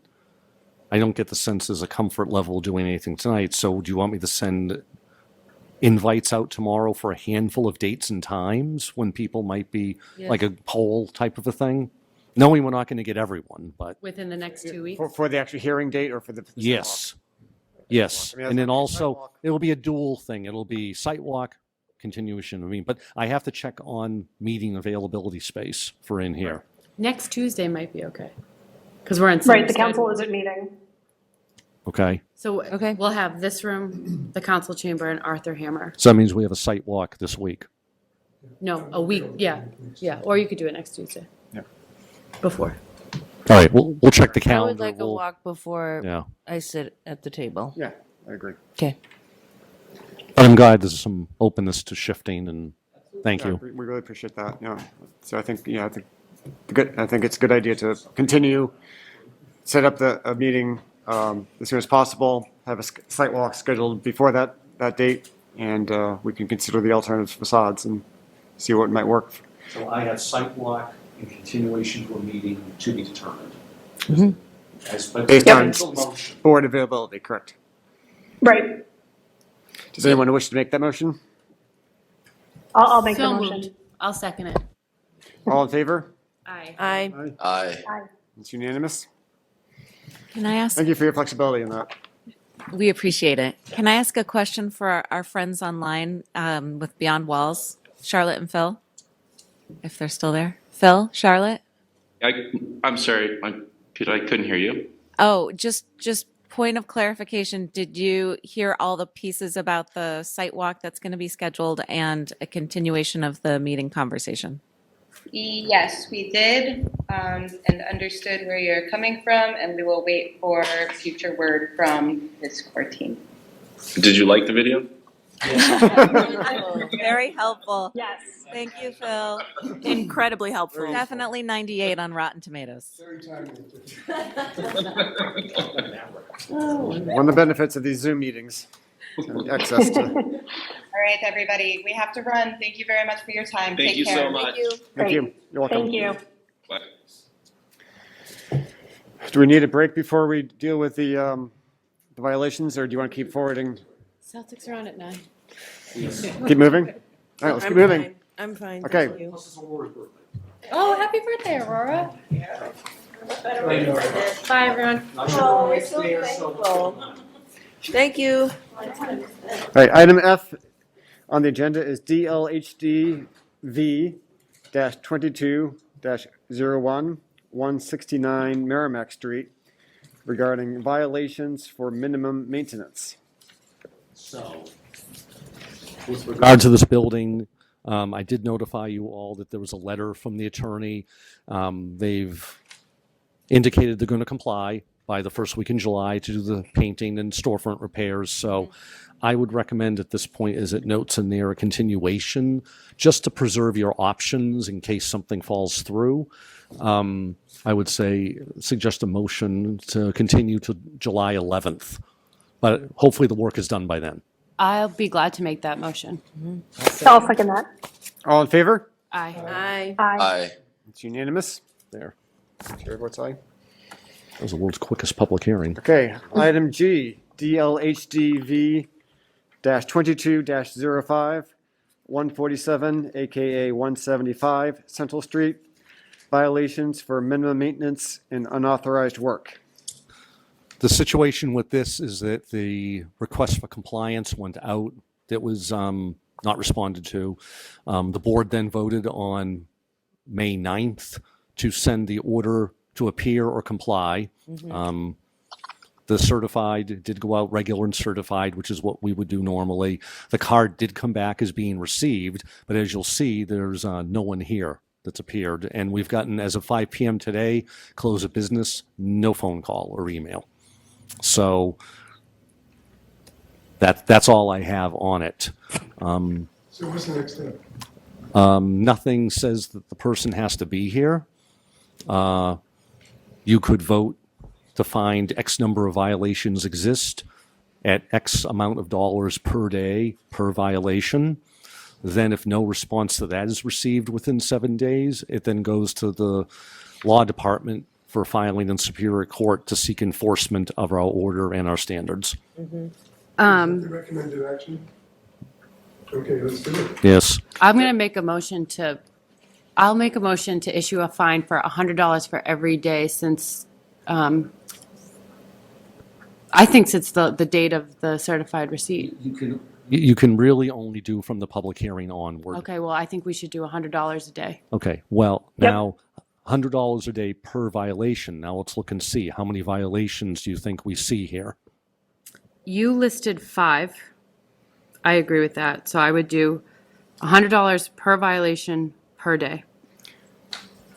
And they should be, so you would notify them in writing. Because quite honestly, if the enforcement, just for the board to understand, if this was under minimum maintenance that the development services could do, we would have already issued a warning, 7 days compliance, we would have been issuing $100 a day per violation 2 months ago. This is a beautiful building in our downtown Central Street, is arguably one of the physically most beautiful streets. This building takes up an entire block and it's depreciating, so it's bringing that whole area down. I think this property owner has been very negligent and defiant and unwilling to work with staff, both the building commissioner, the historic board administrator. I think the city has been very kind during the pandemic as to not go after building owners for minimum maintenance violations. But I think as a board, as we're holding others to standards, as we're debating mural locations on beautifully built, beautiful buildings, we should be holding other property owners to similar standards. And I think it's really important that we send a message. We're coming out of the pandemic. As a city, we're trying to reinvest in our downtown, reinvest in our departments, and make this city beautiful. And I think we need to send a message. So that's my Now, one thing to note is that one project is pretty much wrapped up over on Merrimack Street, 123 Merrimack. Owner very eagerly replied to the request. Same with the owner to the building to the left of it. Others are working. I mean, even the new owner of the Hildreth building is going to spruce up, to make sure that looks good prior to the full rehab. So this one has been just ignoring everything, as, Christine noted, even from the building commissioner on certain things. So I think one thing I will note, though, let's see, we have 5 violations. Would you want to say failure to provide sufficient maintenance for each of those standards for $200? Yes.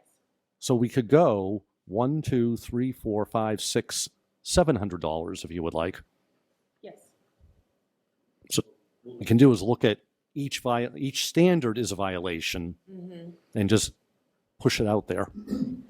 I think it's really important that the board, and it's something I talk about a lot at work, is fines should not be seen as revenue generating. It is compliance. So I think we've been ignored. We need to respond to that. They need to, in my opinion, the property owner needs to,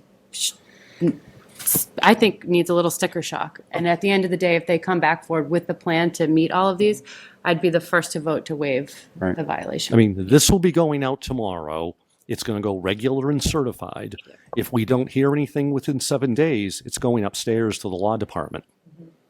But this is not an abnormal amount of money. It's per violation. Like $100 is typical. $100 by statute is the maximum. It's statutory. We're not being capricious or arbitrary. So it's just that many violations. I mean, going back in history, the Appleton Mills received multiple minimum maintenance violations totaling, I don't know how many hundreds of thousands of dollars. And whatever the final amount was agreed upon, that was an amount that reduced the amount, from what I understand, that they were paid as part of the eminent domain taking by the city. So our violations had an impact on the taking of that property down at one point. But again, as Christine notes, it's not about being punitive. It's about getting the work done. Right. Stephen, approximately how long have these conditions existed at the property? I would say again, the pandemic, we're not going to go off. Right. Okay, it's got to be 3 years. 3 years, okay. So so it's been a while. So so we're not just. we need to just move forward on this. Yeah, I agree. Was that a motion? Well, we have $100 times 7 violations accruing daily for a total of $700 a day. Starting today? Starting tomorrow. Tomorrow. So moved. Second. I'll second that. All in favor? Aye. Aye. That's unanimous vote. Thank you. All right, that closes the public hearing portion of the agenda. We now move on to approval of the minutes from May 9th, 2022. Do we have a motion to approve? I move to approve the minutes of May 9th, 2022. All in favor? Aye. Aye. Aye. It's unanimous. Any other business you want to cover, Steve, before we adjourn? Everything is informational, especially within the maintenance, the others that are in the works and who's complied, the status of it is all there. So black and white. Other than that, I have one thing to add. It's a great thing. Okay. So we had the beginning of our masonry class today at the maintenance shop for historic preservation, and it was quite successful. And tomorrow we're looking forward to meeting Steve at 80 Gorham, and yeah, we're gonna take a look with the group. We have 16, and they're from all over the country, at some successful restoration projects in downtown Lowell.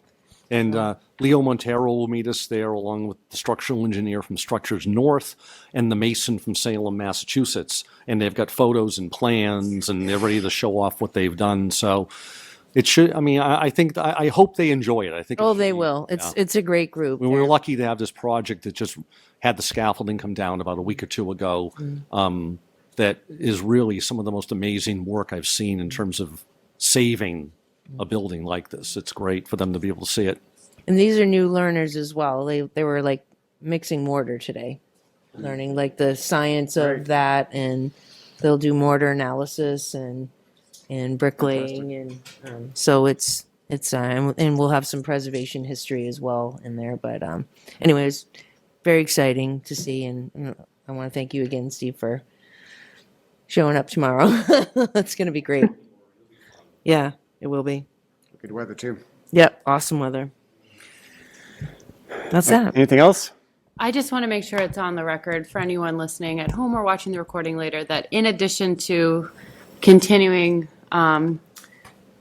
one building for that, because they're going to comply, there's also, and then issuing fines for another, there's 7 building owners that are currently working with Steve on some sort of plan to address deterioration and storefront repairs. And I just think that's, really important for folks to know. We're willing to work with you, and we really encourage everyone to maintain their buildings. Yeah, that's a good response rate. Yeah. So thank you, Steve. You're welcome. Thank you for your support. Thank you. Okay. Anything else? If not, I'll entertain a motion to adjourn. Motion to adjourn. I second. Good night, everyone. Aye. Good night, everybody. Bye-bye. Thank you, everybody.